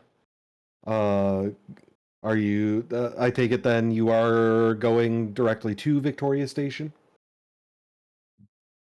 No. Yes, unless someone Yeah. has an objection. We would go somewhere else and then walk to Victoria Station, somewhere nearby. Like, you know, okay. Buckingham Palace, and then walk back to Victoria Station? Yeah, we're Slightly Americans. lower profile than the freaking palace. Yeah, we're Americans. What? We would probably want okay. to see the Yeah, that's a Buckingham good Palace, right? So, or Westminster, one of the two. I don't know. Sure. You're three Americans and a Mexican, so Sorry. I You are sneer at the correct. palace. yeah. Pretend So he's our servant. I have to ask, how does Silvio respond to being by Buckingham Palace, considering how England sided in the Revolution? I mean, just the fact that it's this palace and symbol of royalty, he's kind of just disgusted by it, really, and ready to get to the station.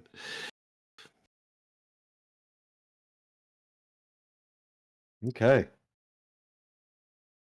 So you guys then head to the station from Buckingham Palace. Yep.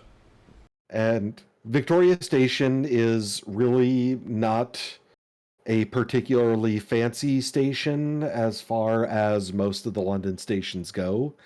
But it is one of the larger ones. That and the London Bridge station are probably the two largest. But Victoria Station is where you can purchase tickets on the line that will be a part of the Orient Express and take you to Dover. So when you arrive, the station is pretty sparsely populated at this point. It is late enough at night that not a lot of people are really traveling at this point. Yeah, if we look up We times spoke when up. the thing to Dover leaves, what do we see there? So the next Orient Express line that will take you to Dover is going to be leaving in the morning at 7 in the morning. So you have, a few hours wait. Sorry, what time of night it is? Is it now?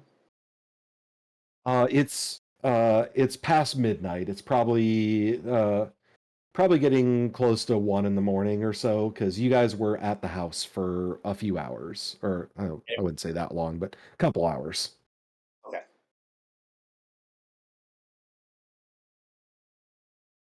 In the Well, station, I in the station, do we see anyone suspicious? Roll spot hidden. can I? Oh, I already have a text, but Ooh, can I also roll? extreme success.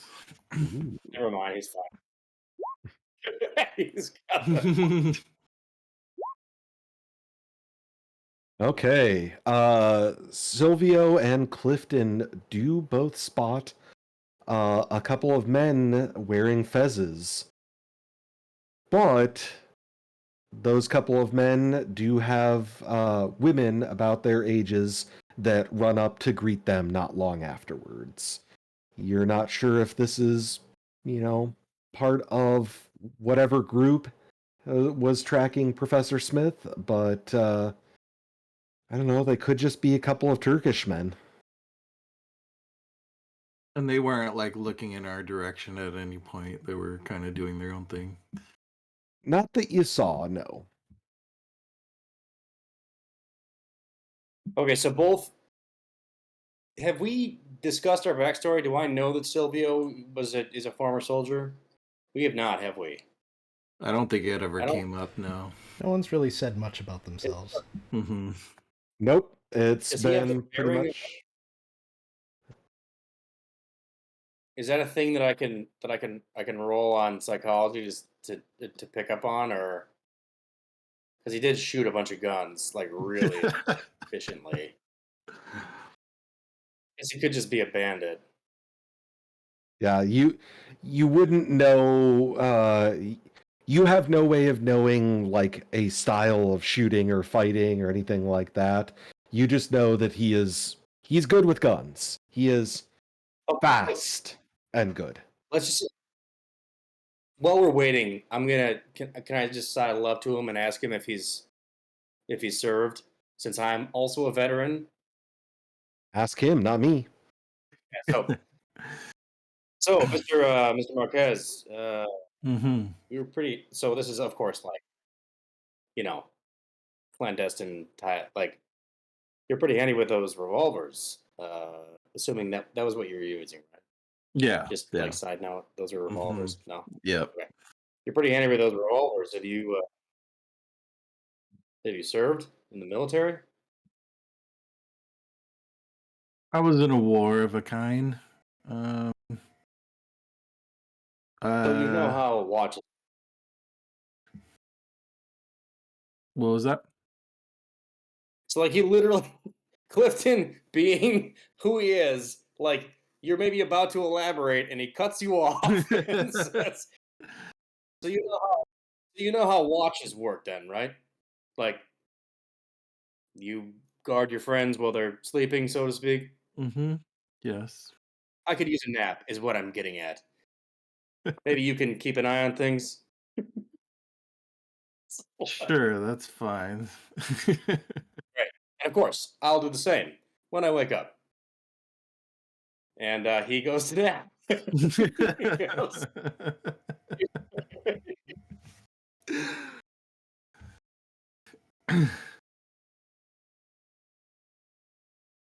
And at that time, I am kind of looking around and just keeping an eye on everyone to see if anyone suspicious comes at any point. Okay. Nothing really suspicious or overly suspicious, at least, seems to be happening, late at night in Victoria Station. What's Simon doing during this time?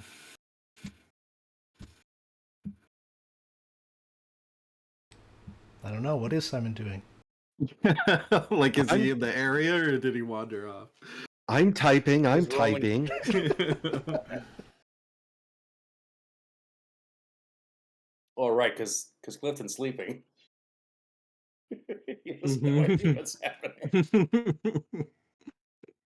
I assume he's one He of probably, those who like- went to sleep like very quickly. Yeah, he totally he set up his thing and he was like out like a light because of course a man like him has no problem sleeping. It's just one extra thing that he doesn't have to worry about.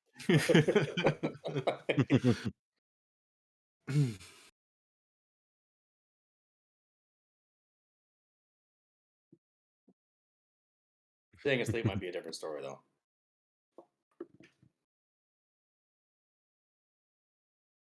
Yeah, so And- Simon's just sort of wandering around a little bit, I guess.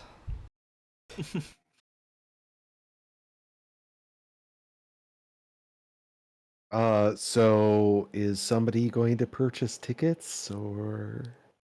Oh, Yeah, are we they should open for probably do tickets? that. It sort of sounded yeah. like they were closed, so okay. Yeah, I'll go. I'll The- buy some tickets. Okay. So the woman operating the ticket booth, she kind of looks a little, I won't say surprised, but a a little bit put off by the fact that, oh, wow, we actually have somebody buying tickets at, 1 in the morning. Yeah, I know. But she puts the professional servant face on pretty quick. Oh, good evening, or good morning. What can I help you with? Uh, our hotel room got a leak, and now we're sort of out in the middle of nowhere. But our next stop is going to be with the Orient Express. So, yeah, I guess we'll buy a few tickets while I'm here. Well, I hope you enjoy your trip.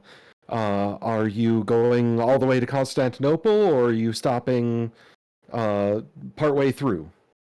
I think all the way to Constantinople. Yeah. Well, full service does mean that you can board and disembark at each stop as many times as you want along the route.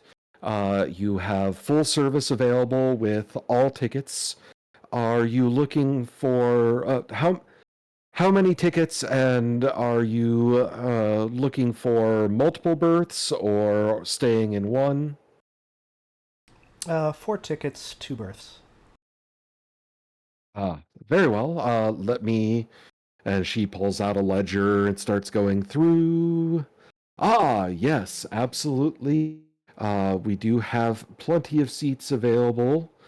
So, and she starts kind of getting everything ready at her ticket station. That is going to be 84 pounds.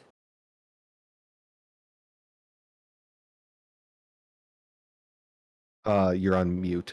Oh, is that the right amount that I would calculate? She's not going to pull one on me. Nope, that is the right amount. You would know enough to tell that she's not obviously trying to rip you off. Yeah, okay. Yep. So, yep, I'll slide over the money, give her a wink, smile, and say thank you. Thank you.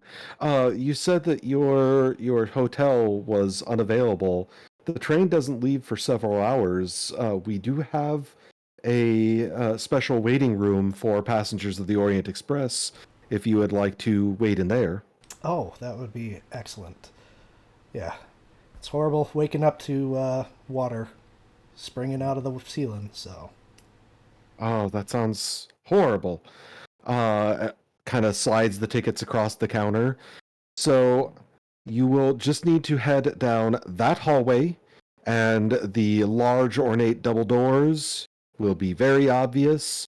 You will just need to show the doorman your tickets, and you will be able to stay in there. Perfect. Thank you very much. So, yeah. You guys have tickets. Hooray. I will go gather people Remind me- up. I'll look at Clifton on the sleeping just in the middle of the station. Shake my head. Poke him a couple of times. He wakes violently. Almost swings at you, in fact. I dodge. But gathers himself. Right. Yeah. Remind me what births mean in this context? So essentially, it's kind of a room in the passenger car. Okay. So there, with 2 rooms, somebody is going to have to stay with the lady of the party, which Oh, boy. Oh, may I thought. cause some conversation. Yeah, I thought there was Sorry, I thought there was 4 to a berth. That is my mistake. I would have went with 3 then. Okay, so in that case, you are basically going to get an upcharge. Nothing absurd. At least not considering the massive amount of money you have. But it would be up to 90 pounds. Okay, yeah, no problem. So, okay, sorry, he gets up and grumbles something about being. Oh no, he. Are we? Is it? He looks at the window, or he sees that it's still nighttime, and is it? Are we ready to go? there's probably a little bit more comfortable place to be doing what you're doing. Here, follow me. Oh, wonderful. Stands up, grabs the Follow. trunk, and follows.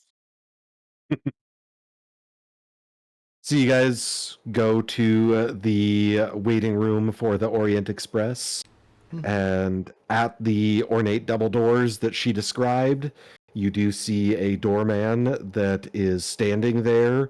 Even at this hour, he is standing at attention. And Clifton, you immediately notice a military bearing about this man. Ah, good to see a fellow. What would be the word? Good to see a fellow serviceman. We, my friends here have. We'll just say we chatted on the way, because otherwise he would have no way of knowing. My friends here and I are traveling on the Orient Express, and we'd like to take a rest here. Simon just rolls his eyes that's and right. displays the tickets. Roll the ticket. The doorman takes the tickets from Simon and then looks at all of you guys and kind of nods. Welcome to the Orient Express. Thank you, good sir. And he opens the door, and he does actually nod a little bit at Clifton. It's not really a major concession, but it's kind of just a acknowledgement. Actually, as we're here, can I chat him up about his? I want to ask him about his service, because it is not that long since the Great War, right? It's what, 5 years since? So I'll ask him about where Let's see. No, where he it's been a served, little bit because I longer. assume that he did. And I want to be. Can I be? Can I be charming? Yes, you may roll charm.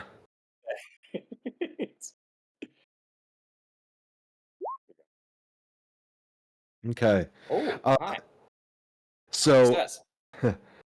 it was going to be a hard success to even get him to talk. He's still not opening up entirely, but he does kind of. Yes, I did serve on the front for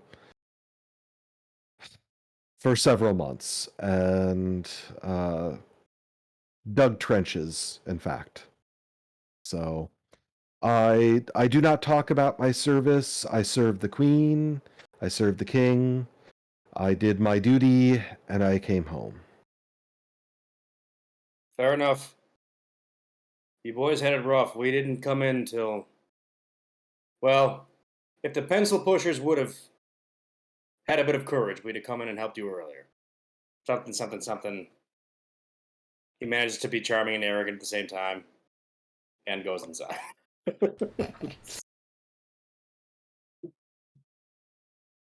And when you go inside, you do catch just kind of a look out of the corner of your eye that he almost is.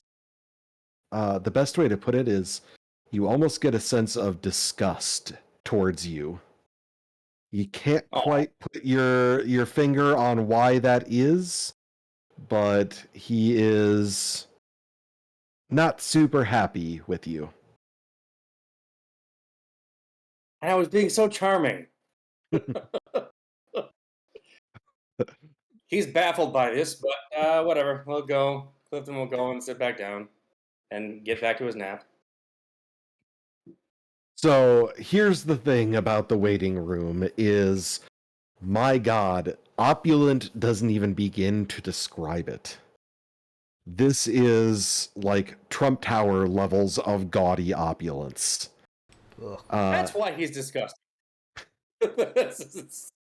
So the Orient Express, since I'm willing to bet that you guys don't necessarily know that much about it, and our audience probably doesn't know a whole lot about it, the Orient Express is absolutely the pinnacle of excess and wealth.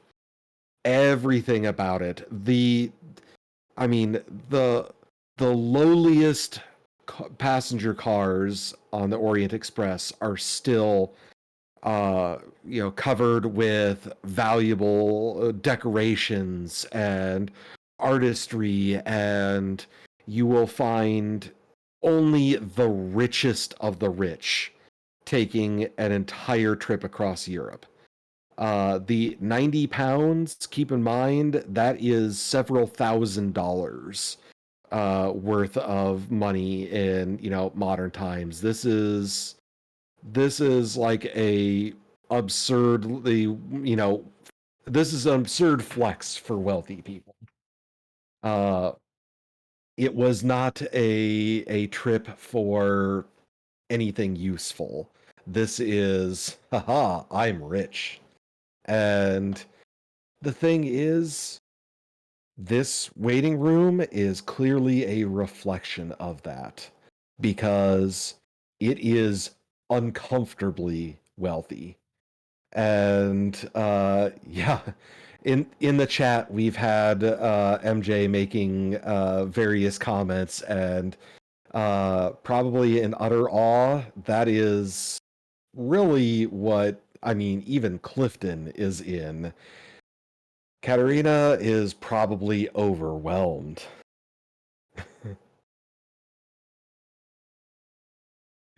Treat yourself, girl.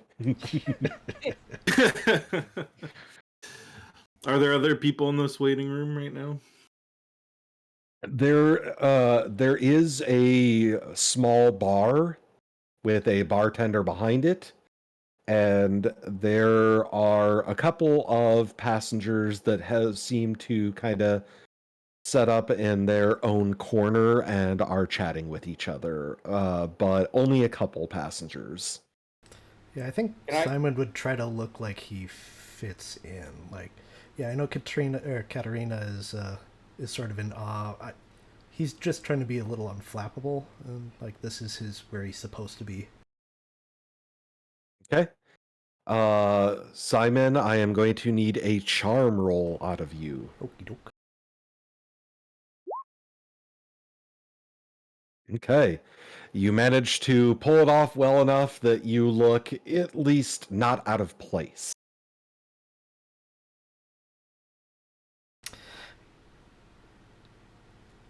Yeah, we should maybe get some nicer clothes for Kat if she wants to fit in.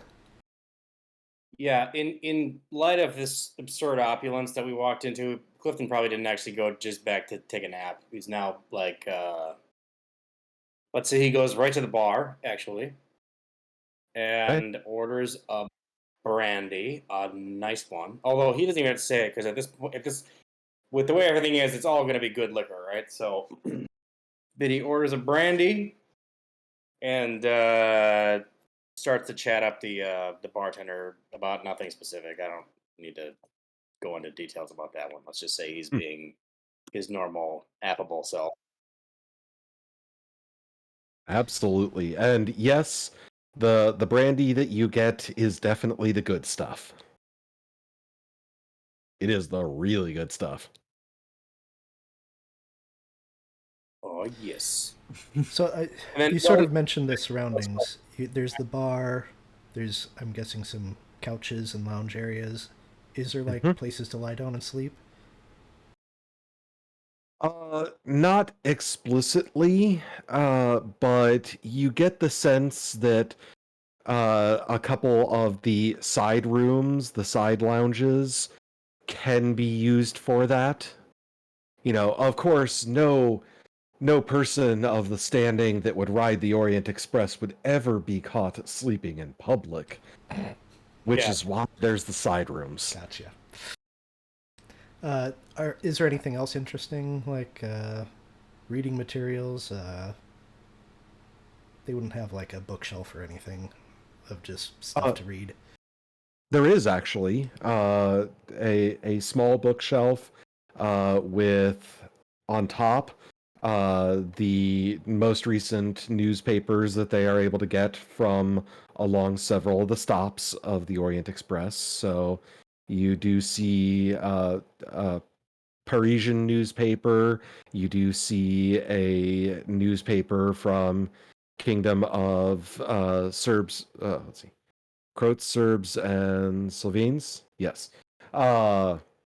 So, a couple of these newspapers, you have to imagine they are not exactly, yesterday's edition, but they are the most recent that they are able to get in London because, of course, the Orient Express is literally the fastest way to get across Europe at this point. Nice. I will certainly peruse. Yeah, there are some very, very fancy books of various kinds, and the newspapers are probably the most interesting thing here. Yeah, that's what I would definitely go through. I think Sylvia would join in that perusal if that group is on the opposite side. He's very much taking the opposite corner from them, and yeah, I think he would just grab like a search through, grab something that seems minorly interesting from the bookshelf, and then start reading it in the corner. Okay. Katerina pulls up her hood and tries to hide, as much as she can out of people's line of sight.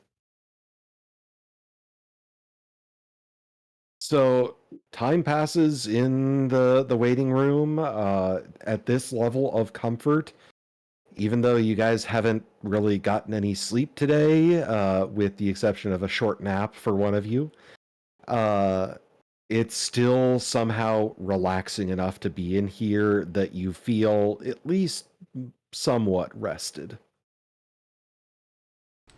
The level of opulence is not just for looks here. It is comfortable, quiet, and away, which, after the fight that you guys had, is kind of necessary.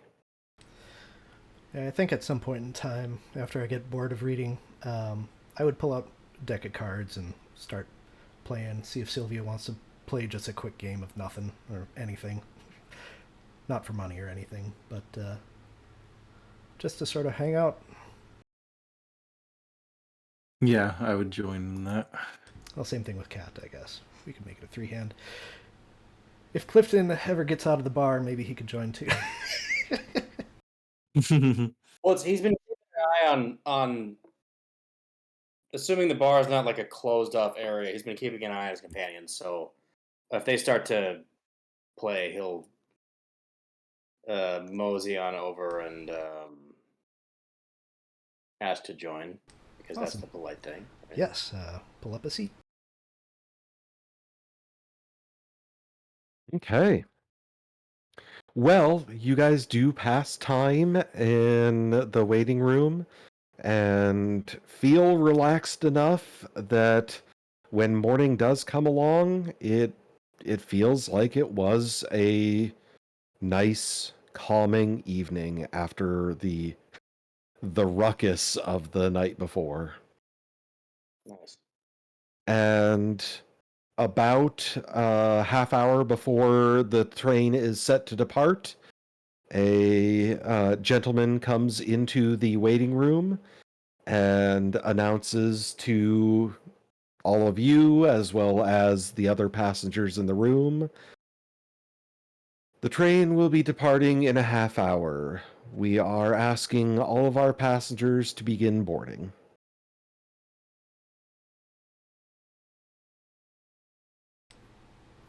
I'll probably take So, my time, but I'll eventually get up, and all I have is a satchel, so it's nothing huge that I have to pack or anything. So excuse me. Clifton has a trunk. It's a proper trunk. He should probably have a manservant handling it, but he's down to earth, so he takes it himself. yeah, so down to earth that Clifton. that's what everyone thinks of right away. Yep. That's the first word that comes to my head. Silvio just has the guitar case and like a bag of some kind, pretty much. Pretty simple. Okay. But I'll wait till the rest of the group heads in. Actually, here's a question. Yes. Um, Is the waiting room filled with more people now, I'm assuming? A few more, not a ton, but a few. Okay. Um, if I size up any of the ladies, do they seem to have the same sort of fit that Cat has? Uh, ooh. Where your head's at, Ah. Mr. Ashford. I'm going to say for that, I'm going to need you to roll. Ooh, you don't have the necessary skill that I would go to first. Appraisal? So I was just gonna say appraisal is gonna be my secondary choice. Or appraise. Hmm. 11 points. Yeah, I'm gonna spend it.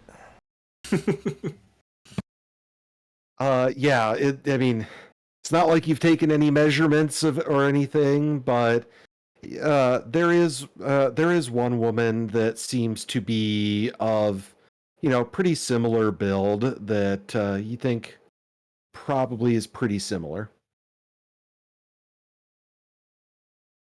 Okay, I'm gonna note where their luggage goes. Okay. So yeah, you guys begin boarding. Simon, you're kind of tracking it and see that she does have one bag that goes with her and another bag that is loaded into the luggage car. Is the luggage For car someplace that you could just go?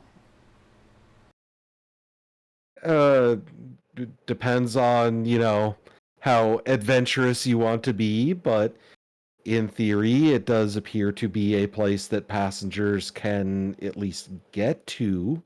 Okay, cool. Like it's not locked. The car itself is not locked.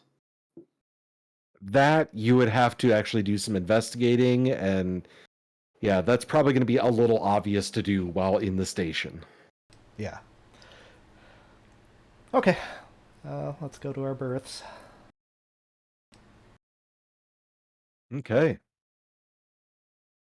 So, Sylvia, you want to bunk with me? you have Sure. you have one double berth and two single berths is how it was set up. I think it's pretty obvious that Clifton should have his own. I mean, let's not mince words about that.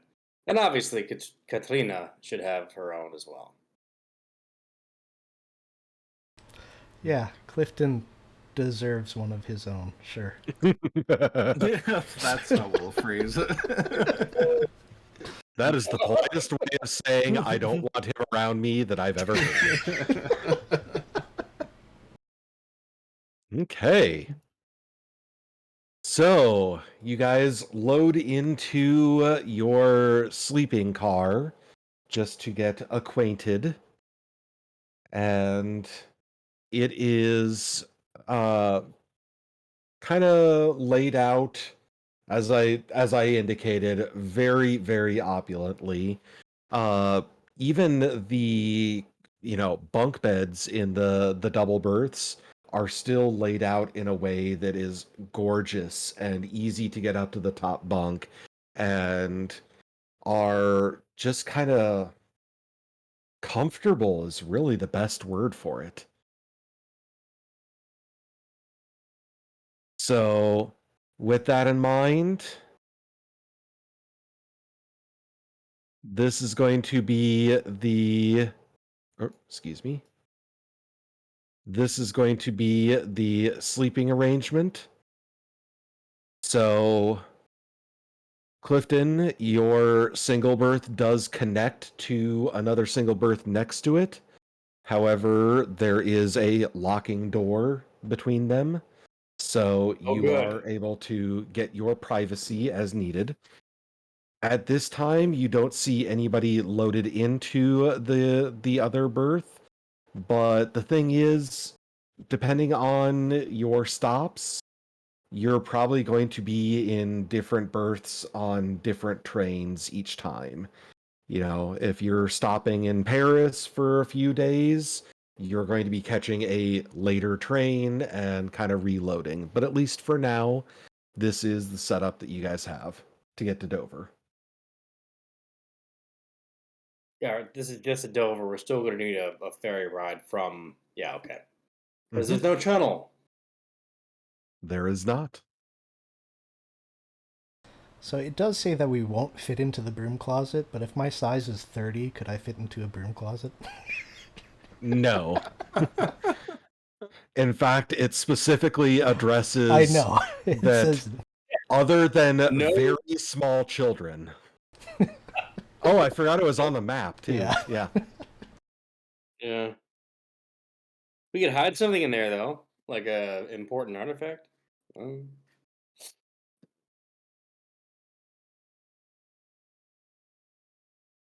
right. Okay. So we're going to kind of fast forward a bit because the train ride to Dover is a short one. It's just a couple hours. To try to figure out which of you guys, if anybody, is going to be sleeping on the way there. I would So it's probably like to, but when I do we also want to depart? get Kat some new clothes. Okay. Yeah, I think And Sylvia would probably try to get some sleep. Okay. Clifton? Departure was 7 a.m. Yep. Is that okay? And are we effectively rested from hanging out in the absurd opulence of the waiting area? You're Or you're I guess how rested, but you tired could does definitely use a nap. he's gonna take a nap? He's Okay. definitely gonna take a nap. Okay. After he secures, he makes sure every door locks properly. he's gonna take a nap without Okay. consulting his companions. Sounds good. Okay. So in that case, Simon, you are going to attempt to acquire clothes. Yep. So you are going to try to make your way to the luggage car, you said? Yep. Okay. So I am going to go ahead and I'll lock the bring door us behind me so Silvio is secured. uninterrupted. Yes. Okay. So you do make it past the passenger cars and the salon car, and you make it to the foregone car, aka the luggage car. And when you enter in, there is kind of a small room off to the side with a half door, and there is a guard in that room. And he looks up from what appears to be a newspaper. Oh, can I help you, sir? Yeah, just hoping to get something from one of my bags. Oh, okay. May I see your ticket? Yep, I'll show him my ticket. Okay. He kind of looks it over and gets up, opens the door, and walks with you. And So what does your bag look like? I'll describe her bag. Okay. And he will kind of follow you along. There is nobody, no puppers in the dog cage, so nothing barks on you on the way past. But he does bring you back to this baggage room over here and begins searching for the bag that you described. Perfect. While he's doing that, is there anything else interesting in the room? So if you would like to roll spot hidden, Oh, sure. please. Oh, jeez. I'm the worst. This is just making up for last week with your incredible streak. Well, a streak is nice if I get to actually advance any of my skills, but... So, yeah, you don't really notice anything special. After a good 5 minutes or so of searching, he does find the bag that you had described. Yeah, Is this yours? And he looks a little confused, noticing that it's definitely a woman's bag. yeah, my lady friend was just hoping to get one of her dresses. Ah, okay. And he kind of gives you a once over. Doesn't look like he is, entirely with you here. I'm gonna have you roll fast talk to try to convince him.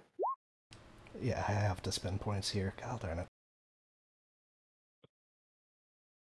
So, how many are you going to spend? Because you are comparing it against his roll and you don't know what it is. I'm just going to go with 2. Okay. So he kind of gives you the once over and finally kind of gives you a look like he's expecting something. Yep, so I'll take out some pounds, put them in his hand. Thank you very much for your help. How many? What would the right rate be? So, a single pound would be the equivalent of about uh, 25 modern American dollars, roughly. Yeah, I so don't know. I'll give him, I'll give him 2 pounds. Okay. He takes the money and opens up the bag for you. I will not look at any of your lady's things. Thank you. I appreciate that. But he is holding the bag open for Yep. you. So I will take a dress and any other things that would normally go with that dress. Um, and I'm assuming there isn't anything really interesting in here. But I can take a look. No. No, okay. So yep, that's what I take. Okay. So he closes the bag up and puts it where it was, and he kind of ushers you towards the front of the car while, you know, he is still trying to appear helpful. Oh, is there anything else I can help you with? While clearly kind of moving you out of the car.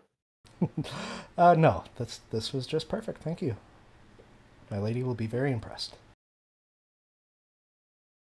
Oh wait, not impressed. She was looking forward to this. Okay. So you have managed to complete the the great dress heist, as Ian said. I was going to call it the great dress caper, but Ooh, nice. heist works too. Before going back to my berth, I'm a little curious about Clifton. I'm gonna see if I can find out anything interesting about him. If he is sleeping, Okay. I will see if I can open the door. It is locked because he did say he locked it. Very specifically locked both doors. Yep. Oh my goodness. The lock, like many things this evening, eludes you.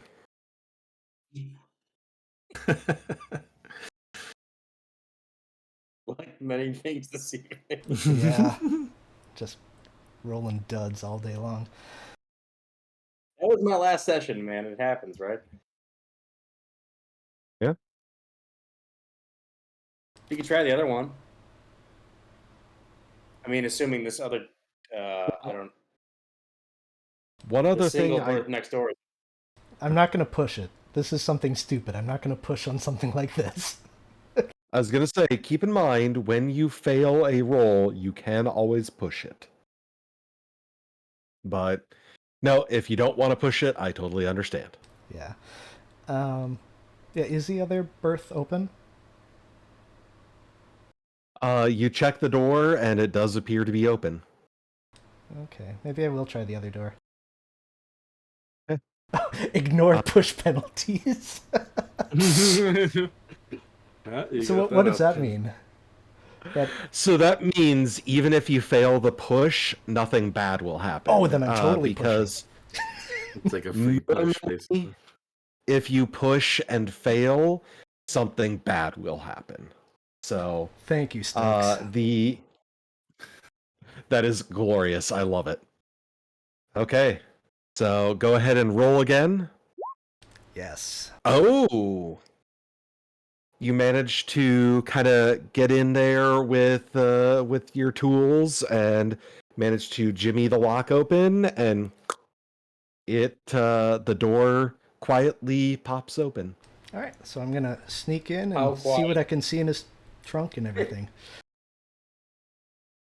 I don't suppose I can make a listen roll here, can I? You are asleep. You cannot listen when you are asleep. Or I am, however, going to determine how long he is able to rifle through your stuff with a stealth check. Ugh, I'm the worst. So you are not going to have long until he rouses. is it dark in there? No, we left. It's light out. Okay. Yeah. After just a minute or two of rifling through his things, you see him. Sure, Oh, God. I will push. Yeah, whatever. That's great. Oh wow, we're doing this. It's happening. Okay. Sorry, Stokes. Thanks for the fun, though. Uh, I don't think you can push twice for the same thing. You can't push twice, Stokes. Thank you, but I'll give you your points back on that one.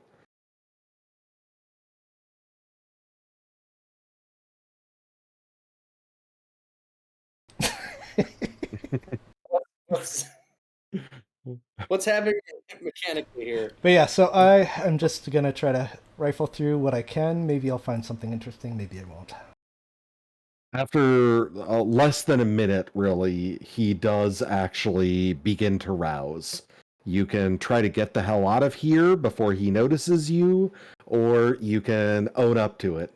I'll leave that up to you. I can shush him. Me with like a chloroform? Rub his back so he goes back. Shh. Does this smell like chloroform to you? Well, I do have that whiskey. Maybe that would put him out if I just douse something with it. No. I'm gonna beat it. But yeah, if there's, I don't know if I could roll like luck to see if there's anything interesting I could find even in that 1 or 2 minutes. Yes, you absolutely can roll luck. Yes. Oh. Oh my. So, Clifton, I am going to let you decide what it is interesting that he finds. Something that connects to an element of your backstory. Okay, so we have not specified what he's rifling through, right? We're not saying where he was rifling. He's just rifling with shit. Something with your luggage. Well, right. So, but say he was napping. So he took some clothes off. Let's say he found the pocket watch. That has strange runes carved into the inside of it.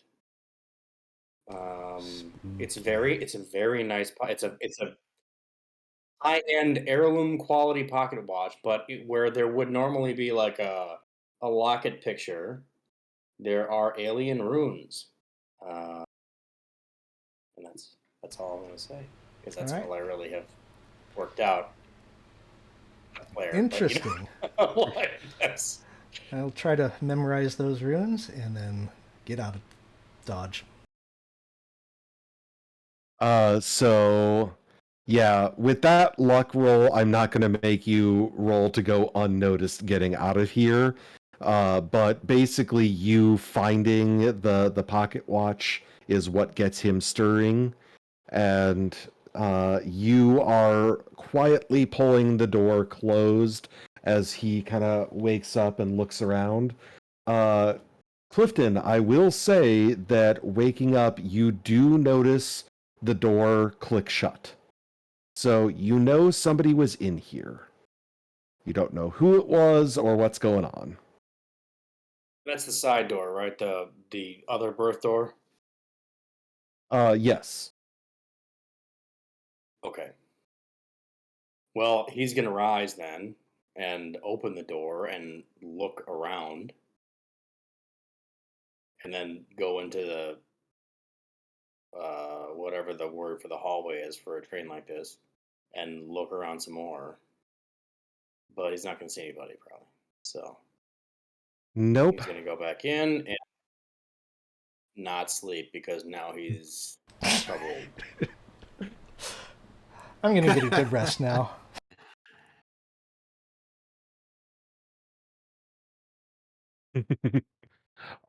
Okay.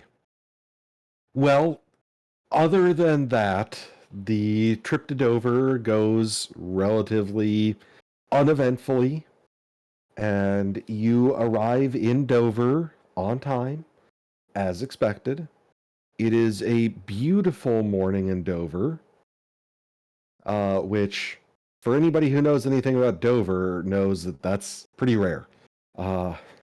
It England. Not just England, but coastal England. But no, it is. It's a beautiful morning. The sun is shining. It is only slightly overcast, and the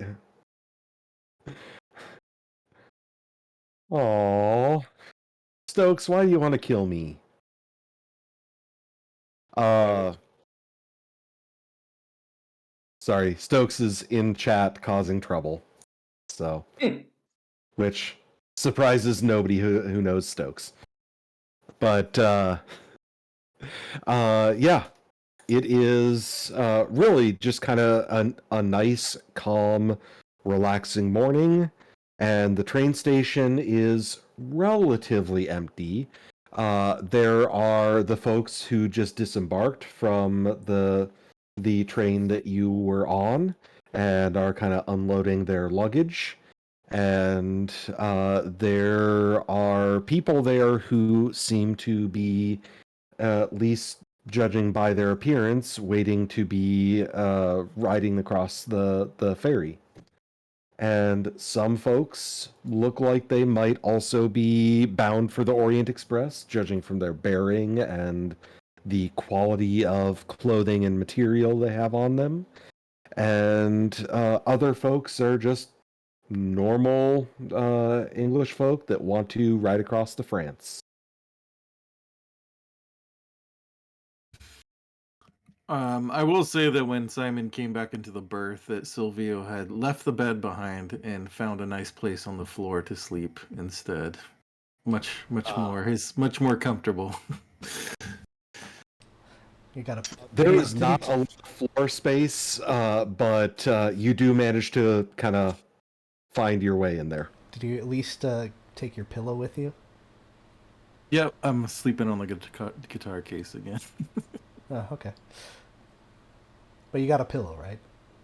Yep. Okay. Yep. Otherwise, I'd give you a pillow. All right.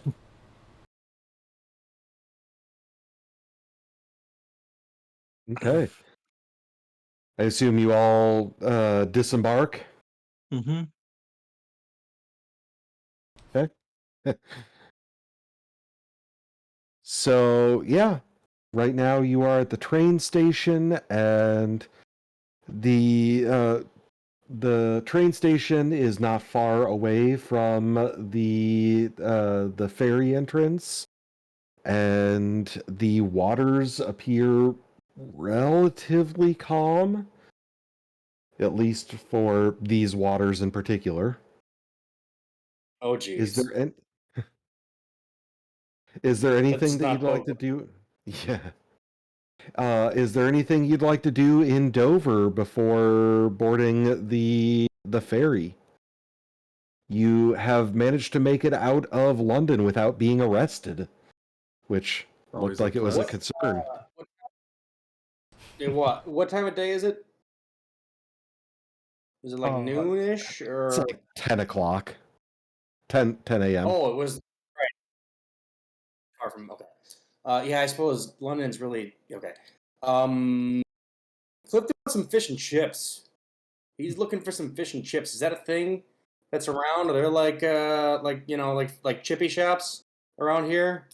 Because he wants some of that. Proper Not quite the vinegar. way they are modern, but there are some stands that are selling, kind of fried fish and, chips and other assorted kind of street food. But they're not really modern organized shops or carts.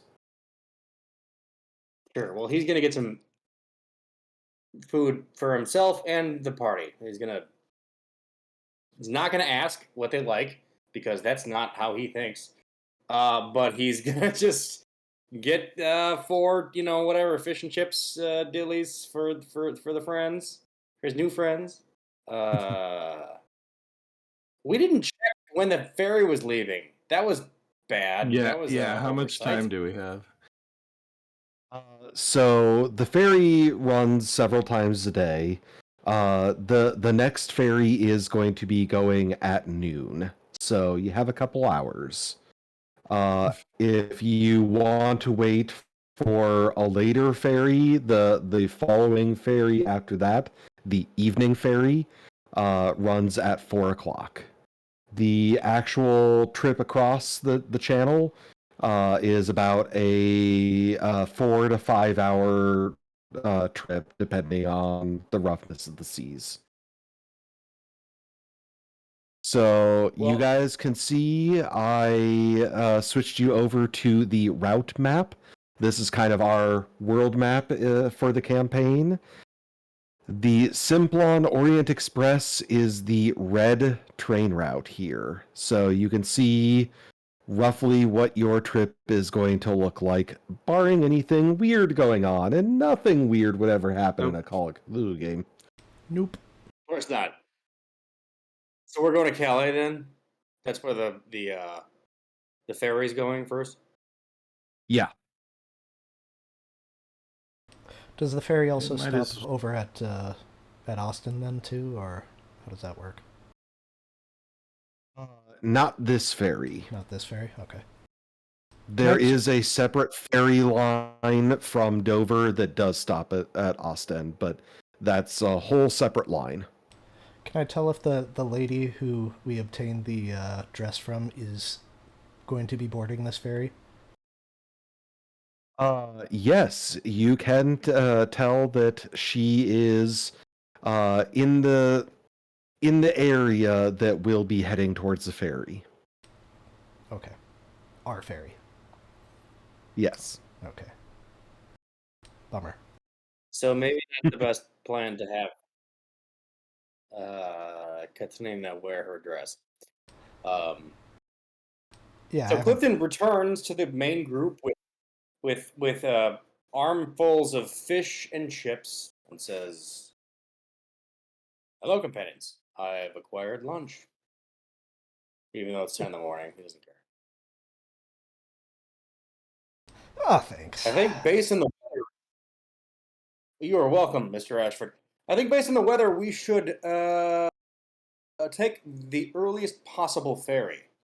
I remember thinking the channel can get a bit choppy, and now it seems to be the best time. Thoughts? think leaving this country sooner better than later is a good strategy. Well spoken, Mr. Martin. I'm going to see how well Clifton's knowledge matches with mine. You're totally wrong. Wow. I have a Wait, 10 in what? that. Is I that wasn't even expecting to win, so... 10 in natural world and roll to 100? So yes, so we have had This our is how I first roll 100 tonight. of the campaign. Get it up for that roll. Yeah, at least it is a relatively inconsequential roll. However, bad things always happen when you roll a 100. And Yes. oh yeah. And just in this making- case, not only is Simon incredibly wrong, he manages to convince everybody else of his wrongness. Yes. That's right.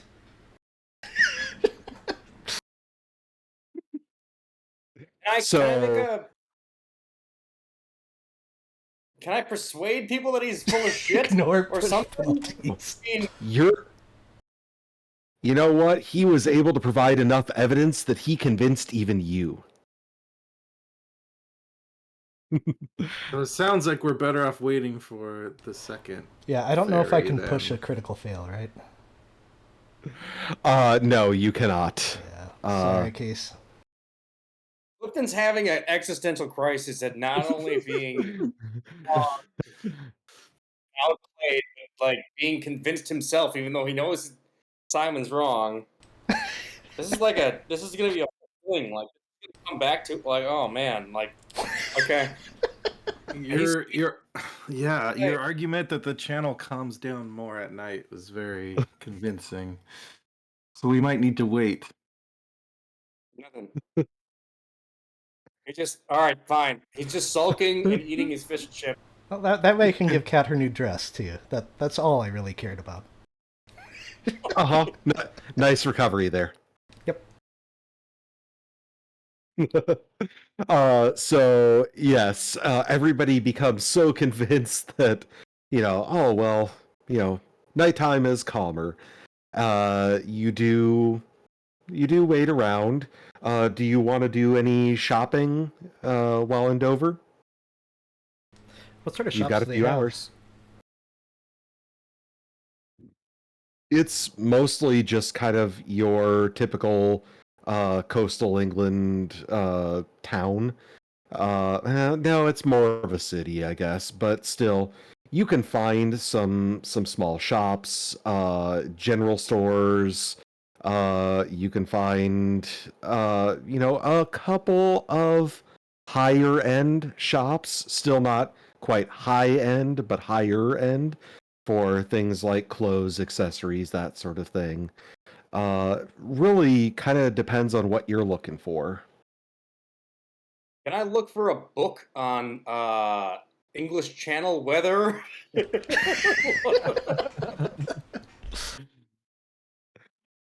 No, I'm kidding. I don't know. He's gonna go get some tea or something.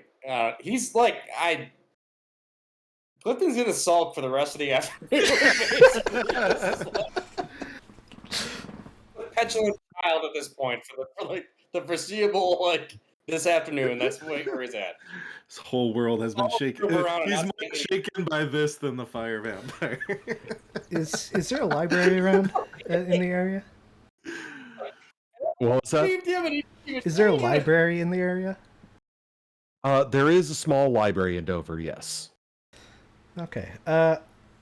So I'm curious about the writing that we got, as well as the ruins that I found on something. I don't know, some clock or something.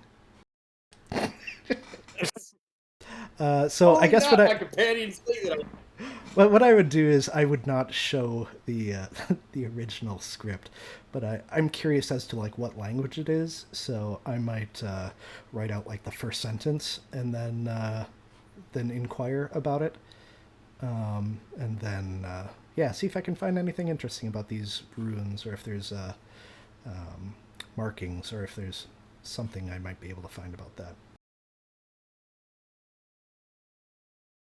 Okay. Well, you don't really have a photographic memory. You kind of were able to jot down some of the runes that you saw in the pocket watch. Uh, but yeah, you definitely don't have enough to get like a full script or even a full sentence. Okay. But Okay. the note that we got from the bad guys that no one could read. Well, that was only one sentence, which is in all of your guys' handouts. The mysterious note. Or oh no, I'm sorry.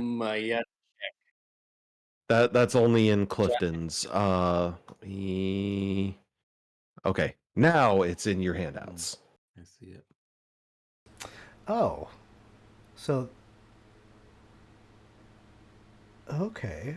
Can I try to decode this? This looks like a code.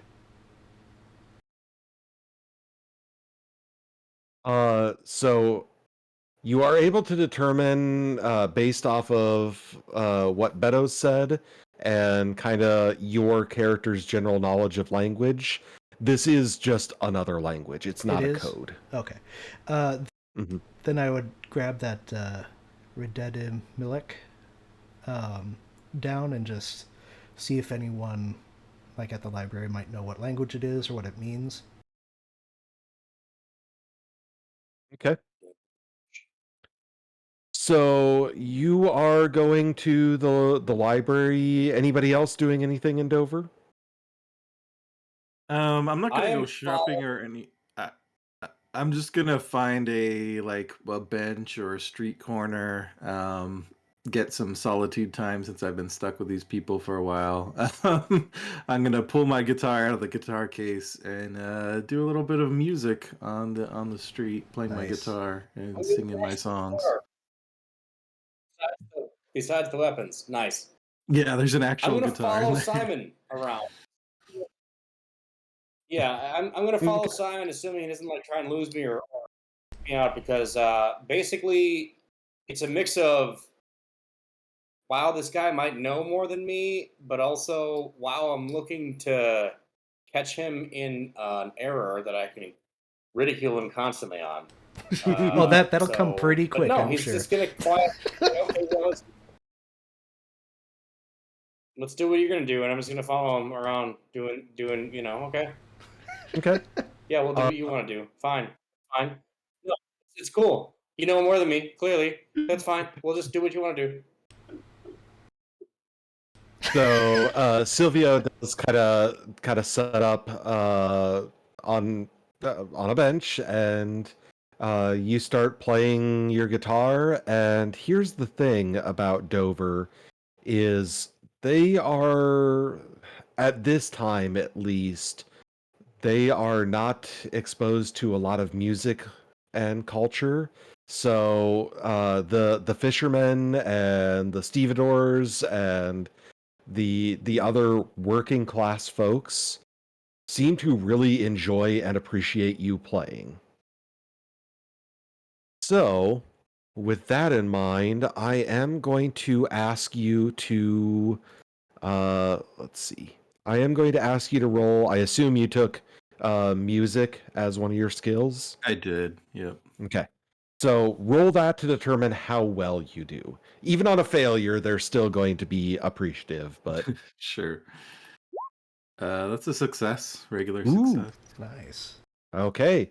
Yeah, you actually get some stevedores that kind of, they give you your space, but they seem to be kind of taking their time and hanging out in your area and kind of chatting around you, but they seem genuinely impressed. and you get a few nice tips. You actually make a couple of pounds, which is a decent amount. Nice. And I think I would have my guitar case open. The compartment with my weapons is kind of just like on the top part, so it's not like the weapons are showing. But where people would put the tips, I also have some pamphlets out that they can feel free to take for further information. Information. Definitely not propaganda. Nice. Yes, the stevedores definitely do take the pamphlets, and as soon as they realize what they are, they're kind of, getting some of their other coworkers to come over and listen. Nice. The other two in our party go off to the library, and the library here is, I mean, I said small before. I mean small compared to, the large libraries in other parts of England, but it's nothing to scoff at.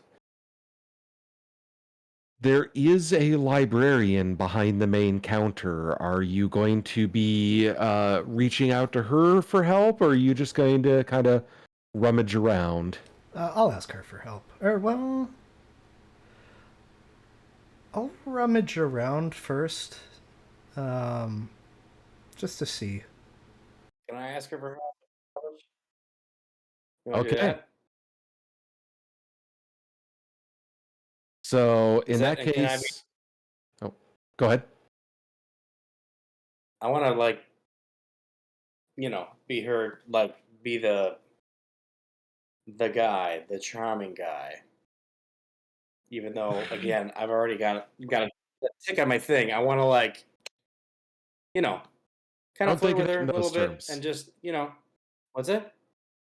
Don't think of it I in know, I those know, I know. terms. But just, I know. But just just hi, blah blah. I don't know what the parlance of 1923 is, but just hi, sweetheart, blah blah blah. I'm looking into something I found that's very it's just piqued my interest, and I would love for your help to blah blah blah blah blah.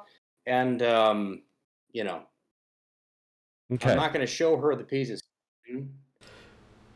Yeah. because it's human skin, because that would be nuts. Um, but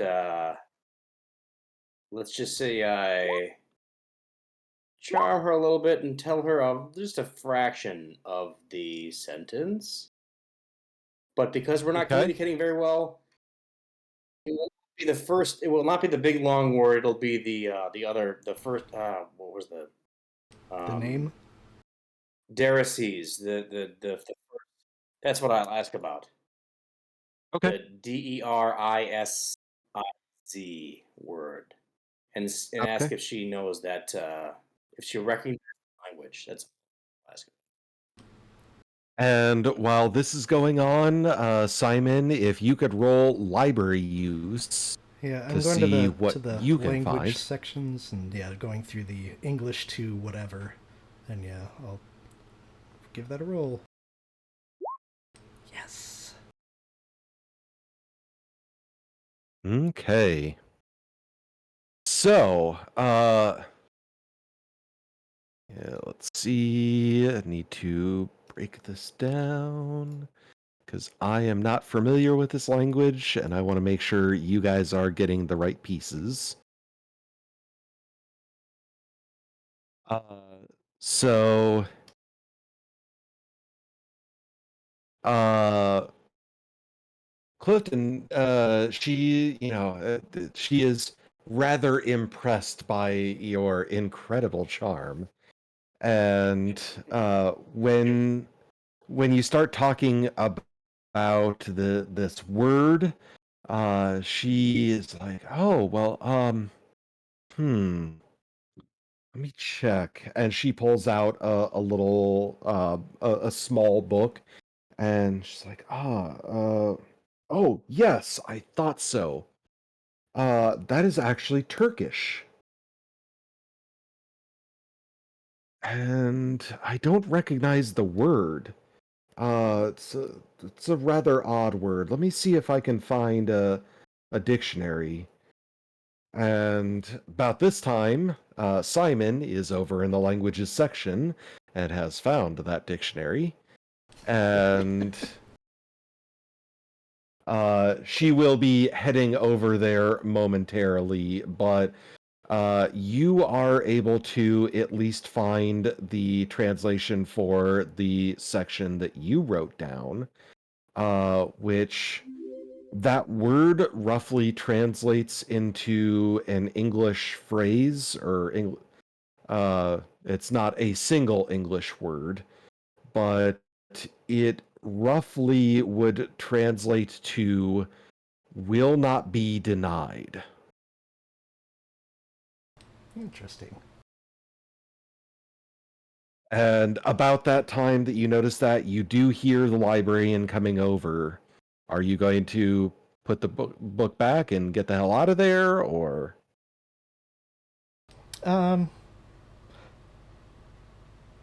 No, I'll greet her. Oh, hello, sir. Oh, I'm sorry. I believe you are checking out the book that I was actually going to collect for one of our other patrons. I'm sorry to interrupt. Oh, no worries, no worries. Um, oh, sure, you can. If you need it, no problem. I'll just hand it over.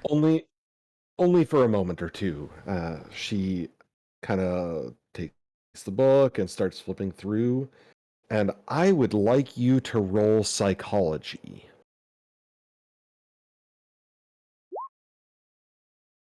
Nice.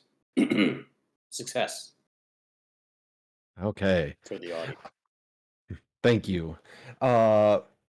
She tries to hide it, but there is a momentary enough reaction. There's a look of horror and concern on her face, but she quickly covers it up. Oh, are you okay, man? Oh, yes, I'm sorry. I just felt a little bit ill.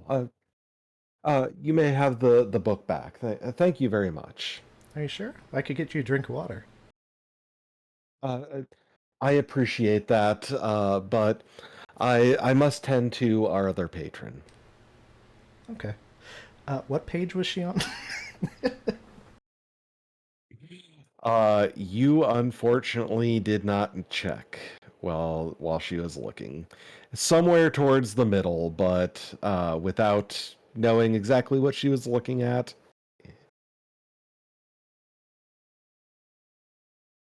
She does return back to Clifton, and thank you for waiting. I'm sorry, but I was not able to find the exact translation of that. I do know it's Turkish, but I couldn't find exactly what it was. Did she? I'm sorry. Did she take? Never mind. I didn't necessarily observe all that, did I? You gave her the word that you were looking for the translation for, so And she went off, and I didn't observe the interaction with Simon. Is the yep, that was in point? a different part of the library. So, oh well, that's unfortunate. Still, I greatly appreciate your assistance. Of And he gives course, her a flirty wink and goes off to she find d- she Simon. doesn't seem to respond to your charm anymore. It's very strange. Yes, it Clifton is is not used to it. strange. Because you were damn charming, and before she wandered off, she was kind of receptive. Actually, Well, not what kind the of receptive. hell? She was very receptive. Well, it's time to go find old bedroom burglar. Bedroom burglar. I think Simon's probably already outside. He's Okay, so waiting maybe for. it takes him 15 minutes to realize that Simon's no longer in the library, and he goes out to meet him outside.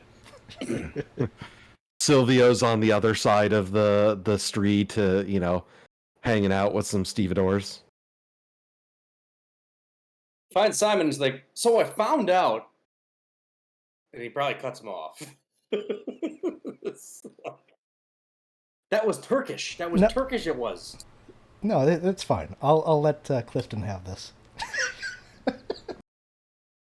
So I thought it was Turkish, but the woman, she thought she found the book, and then she couldn't find it. But it's Turkish.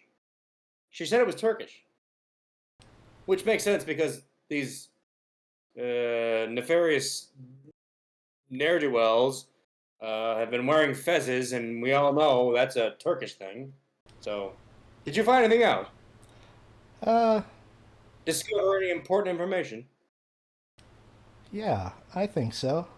You mind if I take a look at that script again once? We're not going to be pulling it out in the middle of the street. Of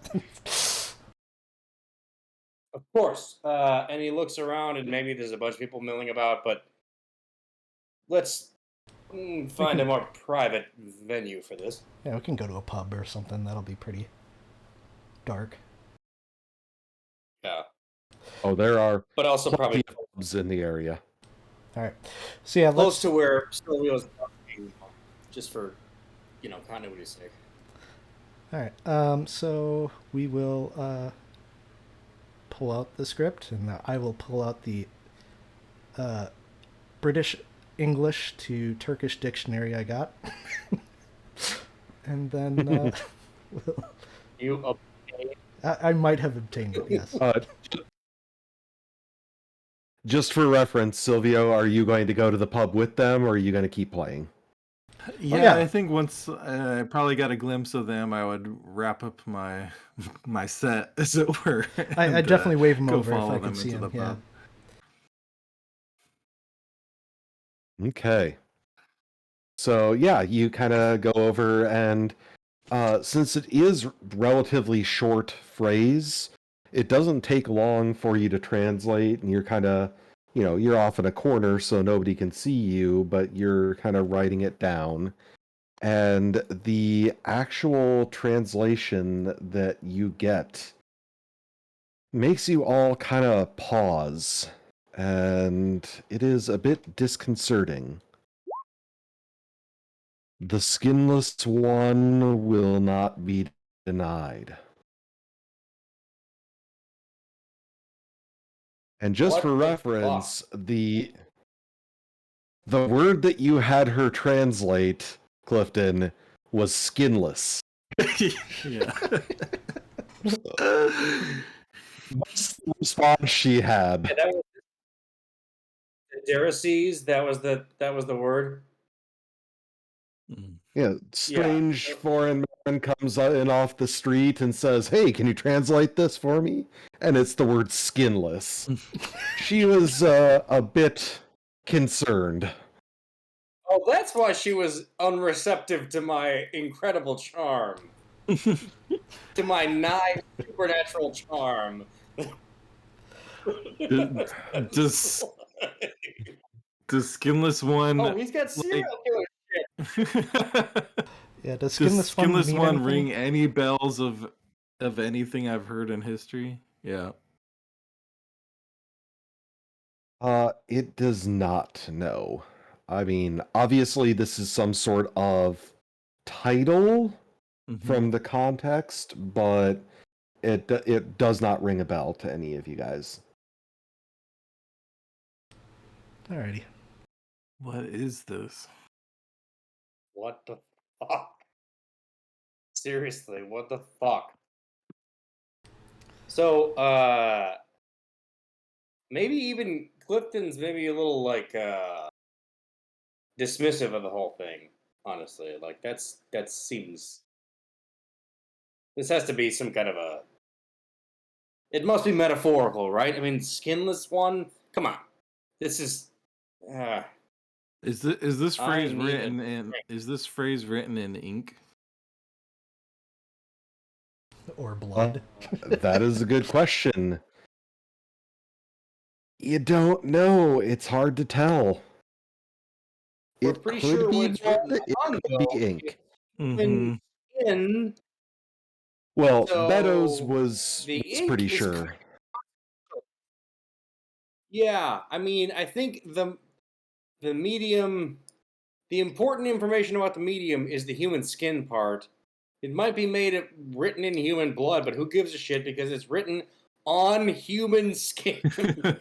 Like, Well, we don't necessarily know it's human skin, right? Could be any type of skin. he was pretty confident. He's a Beddoes seemed servant. pretty confident. He's a servant. Well, he's not even a butler. He's a run of the mill manservant. I mean, how many Obviously, pieces of it's skin has this obviously it's the manservant? skin from the skinless one. How We know where long the do we skinless have- one's skin went. How long till the ferry that we're taking is leaving? That was in the evening, right? 6 in the evening or 8 in the evening? 4 in but it's a long enough trip across the channel. It's referred to as the evening ferry because it's gonna go into the night. Is it noon yet? Oh yeah, yeah. It's probably about 1 o'clock by now. All right. You I think guys, I will you guys just. spent some time in the library. Yeah, I think I will just buy like an extra set of clothes and I don't know, just some regular little tools as well. Things that I Okay. might need. Yeah, that's actually a good. Clifton's gonna purchase a set of working class clothes because he almost certainly has none of those. But it might come in useful at some. Okay. Good plan.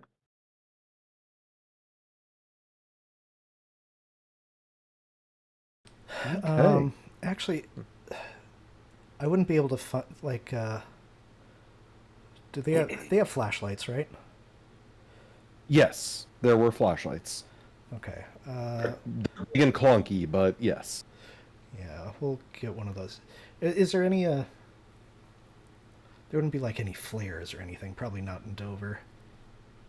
Oh yeah, there definitely would be marine flares, but yeah. Oh, how much did those run? Uh, you can get a 4-pack for £1. Oh, cool. Yeah, definitely. They're Flares they're are cheap cool. because all the sailors use them, and marine flares have been around since like the late 1800s. So, yeah. Is there a thing? Is there anything like small fire extinguisher? Like, is that a thing that exists in this time frame? Like, I'm talking about this, No, literally this. Like that? Okay. the smallest fire extinguishers are about 3 to 4 times the size of that. Yeah. Okay. That's not very convenient. No. Hmm. I got nothing else that I need to do here, I guess. Yeah, I think I'm done with Dover. Assuming I have access to like a rifle and shotgun, that I guess would be in my trunk, probably. Maybe a handgun. Yeah. If not, I want to buy one. But Any weapons Pulpy. we're gonna say you guys have them in, some kind of luggage or satchel or something out of the way. As long as Sure. you are not flashing them on the train, it's going to be pretty okay. Cool. All right, I'm good. Yep, I'm good as Yep. well. Okay. So yeah, the rest of the time in Dover is pretty uneventful, waiting for the ferry. The evening ferry does seem to be significantly less full. There are not a lot of people on the evening ferry, which is good and bad. It means you guys have, more space to yourselves and are able to kind of avoid prying eyes. But at the same time, there's enough space that, well, anything that you do is going to be real obvious.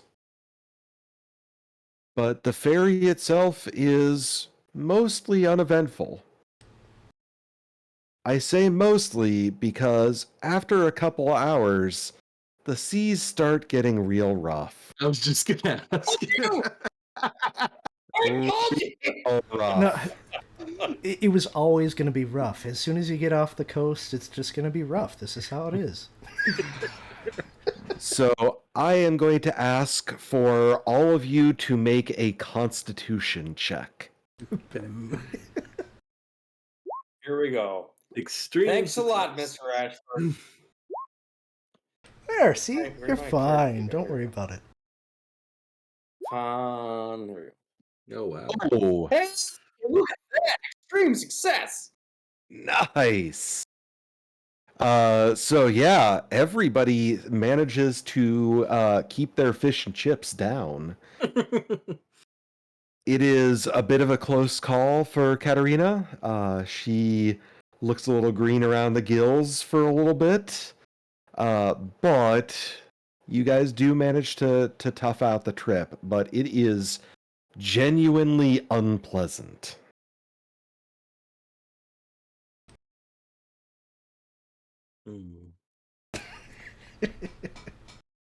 The whole thing, the whole time, Clifton is not saying "told you so," but he is thinking it the whole time. There's constant glares. Yes, there's constant glares. Like as he's like every time he gets splashed in the face with some bullshit, it's like I'm set. If looks could kill, we would be notifying Simon's next of kin. I think Simon probably takes note of this. It's pretty plain on Clifton's face, I'm guessing, and he'll just smile. He's having a good time with it. He ain't pulling no punches. No punches pulled. The good news is any madmen on this boat will be too busy losing their lunch to pay attention to us. That is very true. Small blessings. When you do arrive in Calais, everybody that does disembark seems a little ill. That was a rough trip. Even the staff of the ferry seem a little. Oof, that was not fun. But Calais kind of makes up for it because if you have not seen pictures of Calais, it is a beautiful, beautiful coastal town. And the calmness of the town kind of washes over you when you arrive. The streets are mostly empty because it is well into the evening, but there are still gas lamps that are lit and just a wonderful atmosphere about you in the city. The train station is a bit of a ways away, and you know that the next train is probably not going to be leaving until morning, so you have a night in Calais. Anything that you guys want to do here? Get some real first sleep. of all, we want to make sure we secure our luggage and such at some kind of a lockbox type facility at the Orient Express. I'm assuming they have a facility for that. So he's gonna. So Mhm. Clifton will insist on dropping our stuff off at the train station in the lockers or whatever they have first, assuming there's no objections. I shouldn't say that. Are there any objections to that? Simon just has a satchel, so he'll just keep that on him. Yeah, I just like image-wise, like I think like Clifton has like a comically large trunk. It's maybe rollers weren't a thing in this day and age, right? Nope. But like no, but it's like as big as one person could possibly manage without being like a weightlifter. It's like So, no, we need to drop this bitch off before we do anything. Like, so the type of trunk that you would have was at the time referred to generally as a travel trunk. Colloquially, it was referred to as a drag trunk because it was the type of trunk that was big enough to be uncomfortable to carry. So they were usually drug around, even though there weren't rollers. sure. But yeah, it was a common thing for men who are traveling and of sufficient enough money to need that much stuff to have a drag trunk. Yeah, that's absolutely what he would. I mean, attitude-wise, vanity-wise, he would totally have that. Okay. Of course, there's like important stuff in there, but also nice suits and such. Mm-hmm. So we'll go drop that off, right? And then we'll figure out what we're gonna do for the evening. Silvio's like, that's fine. We wouldn't want to carry any dead weight around. And Clifton completely fails to see the double entendre in that statement, or yeah. But I will keep my guitar case with me. So assuming no problems, we get to the station. He leaves it with the doorman type guy, and then turns to his companions and says, "So, what kind of trouble are we getting into tonight? You boys speak French?" Nope. Oh, you folks, No. because Maxine's here.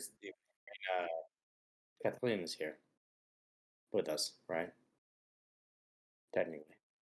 Mm-hmm.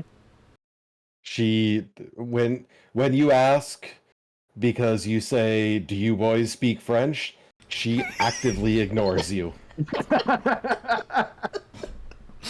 course she does. Like, Why wouldn't she she? makes it a point to ignore you.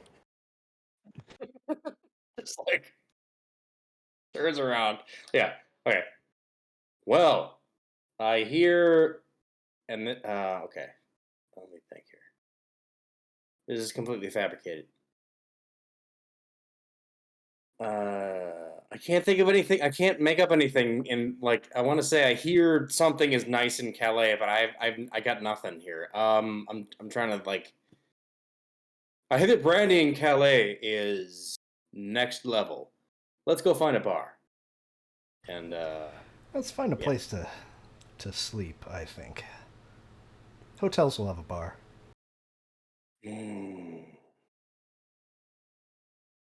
Of course, Mr. Ashford, you know everything about everything, don't you? A place to Katerina sleep. Katerina kind of leans over to Silvio. I'll meet you at the train station in the morning. Silvio nods. And she just kind of wanders off. Oh, she's not joining us. Huh. We can make our own way, right? Ah. The I kid. just start walking towards where there might be hotels. Yeah, I'll join Silvio. And as I join him, I'll sort of glance at him and just roll my eyes. So the way Calais is laid out, I mean, a big part of the focus is on the seaport. But the construction of the city kind of almost funnels you into the city center, if you will. And the city center is it even this late at night, because it's probably approaching 11 by the time that you guys are approaching it. It's there's still some people there, and there are a few hotels in the town center. Uh, how high class are you guys looking at for hotels? Well, I would say average, but I have a feeling Clifton is going to say something else. I don't need anything extravagant.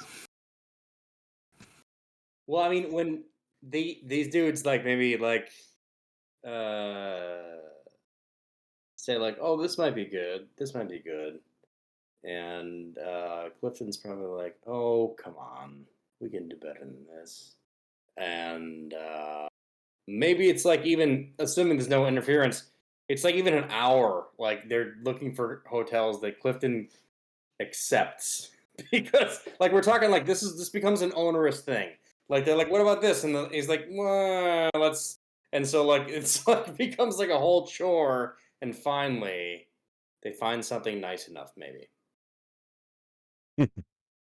So yeah, you're able to find kind of a nicer end of the mid-tier hotels in the, not far off the town center. And it is very relaxing. It is kind of once again that moment of calm. You've been traveling all day, you had the horrible experience of last night combined with the at least short trip on a small leg of the Orient Express, there's just a moment of, oh, thank God. And all of you kind of settle in for the night and have that momentary, that fleeting realization right before you fall asleep of this might be the last normal night for a while. And then you drift off to sleep. Brandy, all right. Brandy. Well, the rest of you drift off to sleep. Yeah, I need some good rest. That's the reason why I was rolling so poorly, is that I was tired. Yeah. Yes, Yeah. yes. Yeah. We'll go with that. That's it. Okay. In the morning, you guys get ready. You go to the train station. Anything that you're doing on the way to the train station, or just heading there? I just say in the morning there's a reignition of the general paranoia that maybe somebody might be trying to follow us slash mess with us, and Clifton's going to be very observant, so to speak.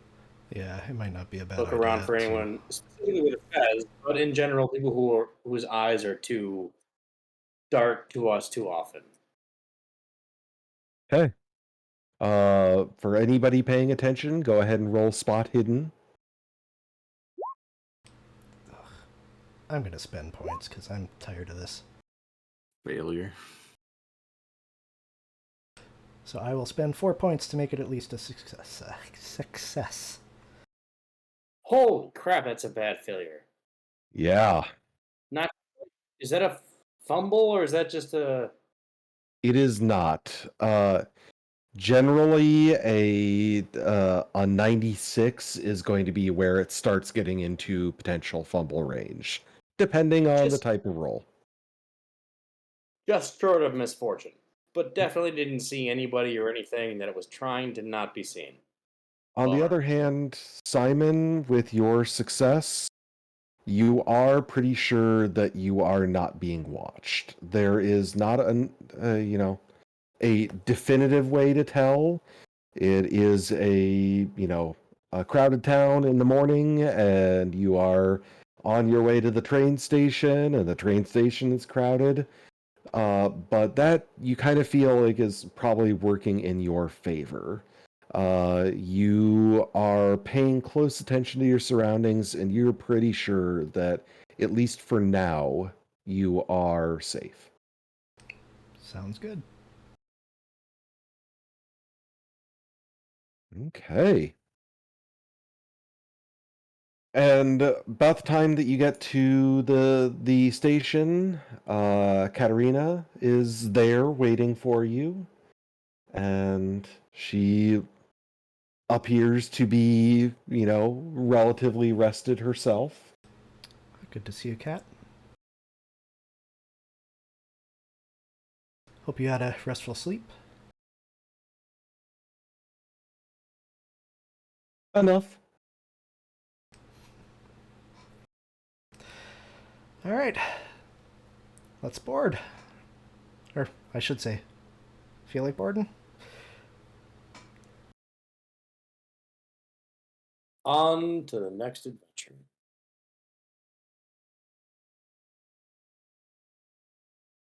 Okay. So yeah, you guys kind of get ready and get boarded onto the train.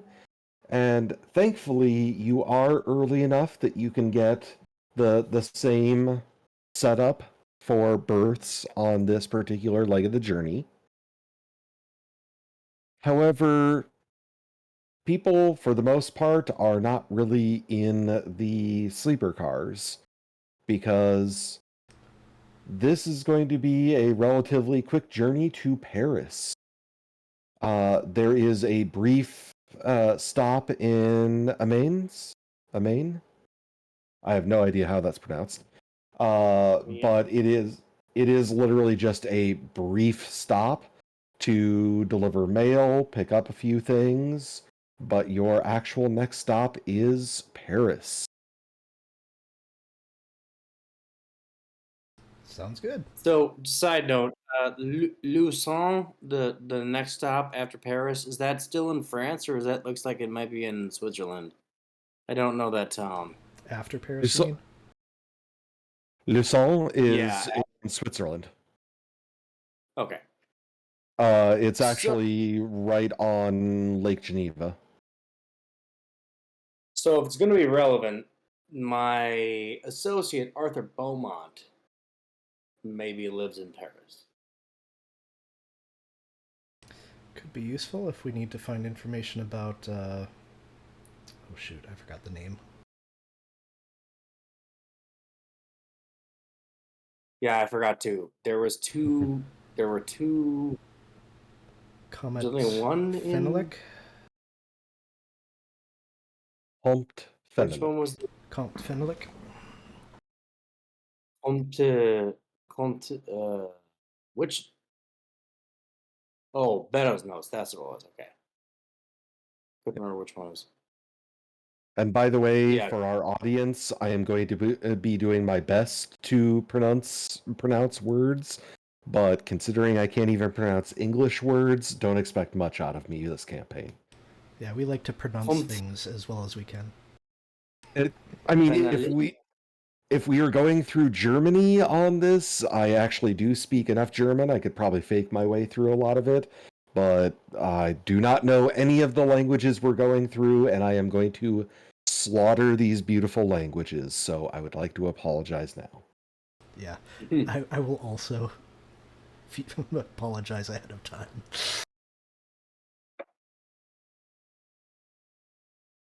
Yeah, I took some French back in high school, but not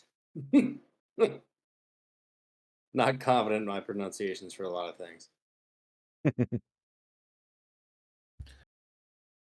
Yeah, so it sounds like there's the one in France from the Comte, Yep. and then Yeah. another that was in France but got sold to someone in Milan. Yeah. Or so that was the one with Napoleon's army that they. Wait, Milan? Was that what it was? I thought it There's was one further down that says there was a piece in circulation in Paris and it was sold to someone from Milan. Hmm. So there might be someone, like the owner might still be in Paris, who could tell us who they sold it to, theoretically. right. Okay, that's one of the last pieces. Okay, that's the last piece actually. It listed at least here. Yeah. Okay, we're not there right now. We're in France, and so we should probably look for the piece that was owned by the Count Fenalik or Yeah. Fenalik or however it's pronounced. Oh, Mm-hmm. which if we're in Paris, that would be the first place to look, right? I mean, Yeah, it might be nice especially to during the also look for that last one as well, or just for information on that last one. So, or the Milan one. sure. So, Josh, can we be like, can we say Arthur Beaumont is residing in Paris just for continuity's sake, or Absolutely. okay? So we're not there yet, right? We're leaving Calais, According to the and we map, we're are on our already way there. to Paris. Are we skipping to Paris now? Well, you are on your way to Paris. Okay. The train though is wonderful, and as I was starting to say, folks really aren't in the sleeper cars, considering it's daytime, and you are on the Orient Express, and this is a leg through the first leg of the Orient Express. A lot of folks are in the salon car, so if you guys would like to visit the salon car, you can. If you want to get more rest, you can. What would you like to do on the train? The salon car is definitely Clifton's bag. That's his scene. He's gonna go there, especially because he knows French, speaks French, at least conversationally. He's gonna get some French into this situation. I would go as well. Yeah, I will also visit the salon car. Okay. So Probably catch in the eaves. the salon car is absolutely gorgeous. And I mean, it is incredible. The the way the salon car the way the salon car impresses you and really kind of even the other people that are there, this is like top notch. I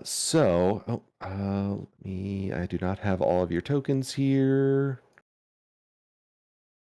Okay. I don't know. You guys will likely be revisiting the salon car on various points, so I want to make sure you guys are aware of what it looks like. So salon car is laid out with some benches, but mostly there are nice, comfy couches and tables. There is a pretty decent sized bar that is available with a bartender, and from the looks of it, they do have running water of some kind in the bar, even.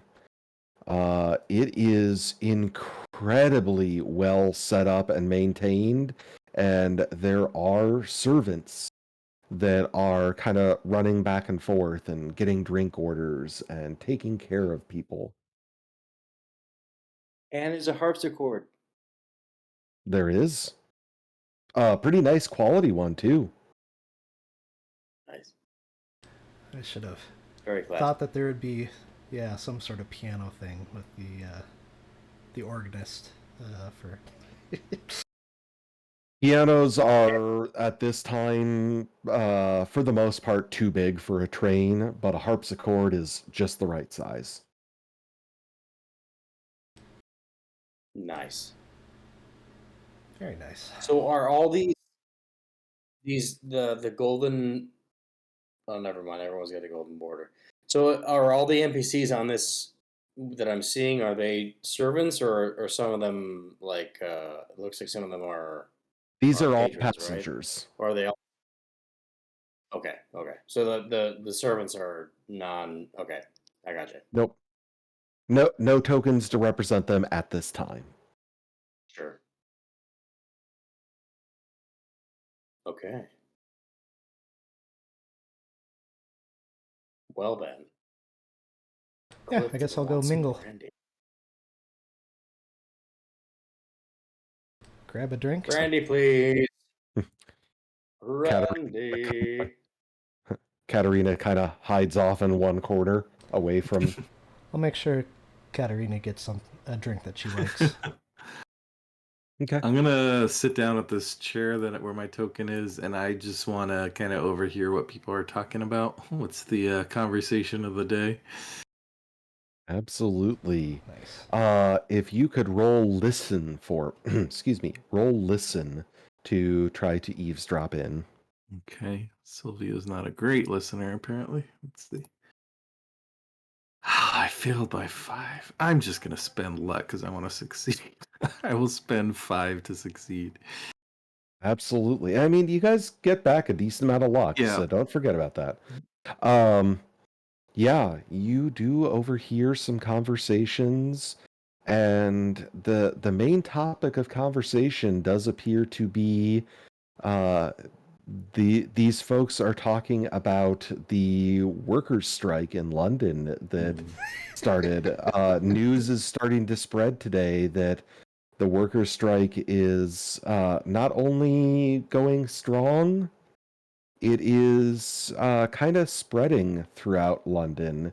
Some of the early Telegraph reports are coming in, and the morning news in Calais kind of indicated that, oh, this may be a bigger deal than the London police were ready for. Wait, Yep. was that Silvio's doing? Well, I had heard about it in an earlier last session, but I don't think I contribute anything to it. Maybe a few pamphlets You were here and handing out there. propaganda for a while. Does it sound like the people who are discussing it are like expressing their opinion about it, or is it just more kind of like just discussing the facts of what's happening? Mostly they're discussing the facts, but you do catch the occasional, opinion from this guy right over here, discussing with what you assume is his wife. Oh, the workers are squabbling over, pittance. They just need to, shut up and take what we give them, sort of attitude.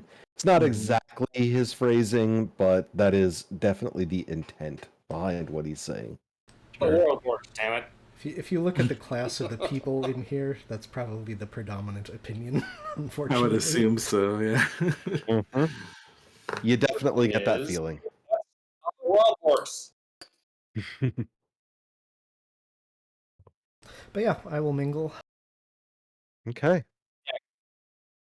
Can I chat up this cat over here? Absolutely. You kind of start talking with him, and he seems to be a very sociable fellow. And I guess I don't know what to ask him. I guess I'm If you just being charming. We'll talk about it. That is okay. But I But got nothing. you guys do kind of enjoy your time in the salon car. It is refreshing, relaxing, and we are going to call the session here for the evening. Thank you for joining us, folks. Next week, we are going to be continuing into Paris. So they are going to begin their search for the first piece of the Sedefkar Simulacrum. So thank you very much for joining us. Next week we are going to be down one player again. This time Ian is running away from us screaming. No. I'm gonna get in an argument on the train car and get arrested for a while. Communist I think rabble rouser. We need Ian for his guns, though. Damn it! We Don't better worry, not get I know into where he too keeps them. much trouble. We'll see if you get into another fight. Yeah, you may need Ian, but we'll see. But anyway, thank you for joining us. We got a bunch of new followers this evening. Thank you. We really appreciate that. And yeah, keep spending points and participating in chat. We love to see you around. Thank you very much. We'll catch you next week. Bye.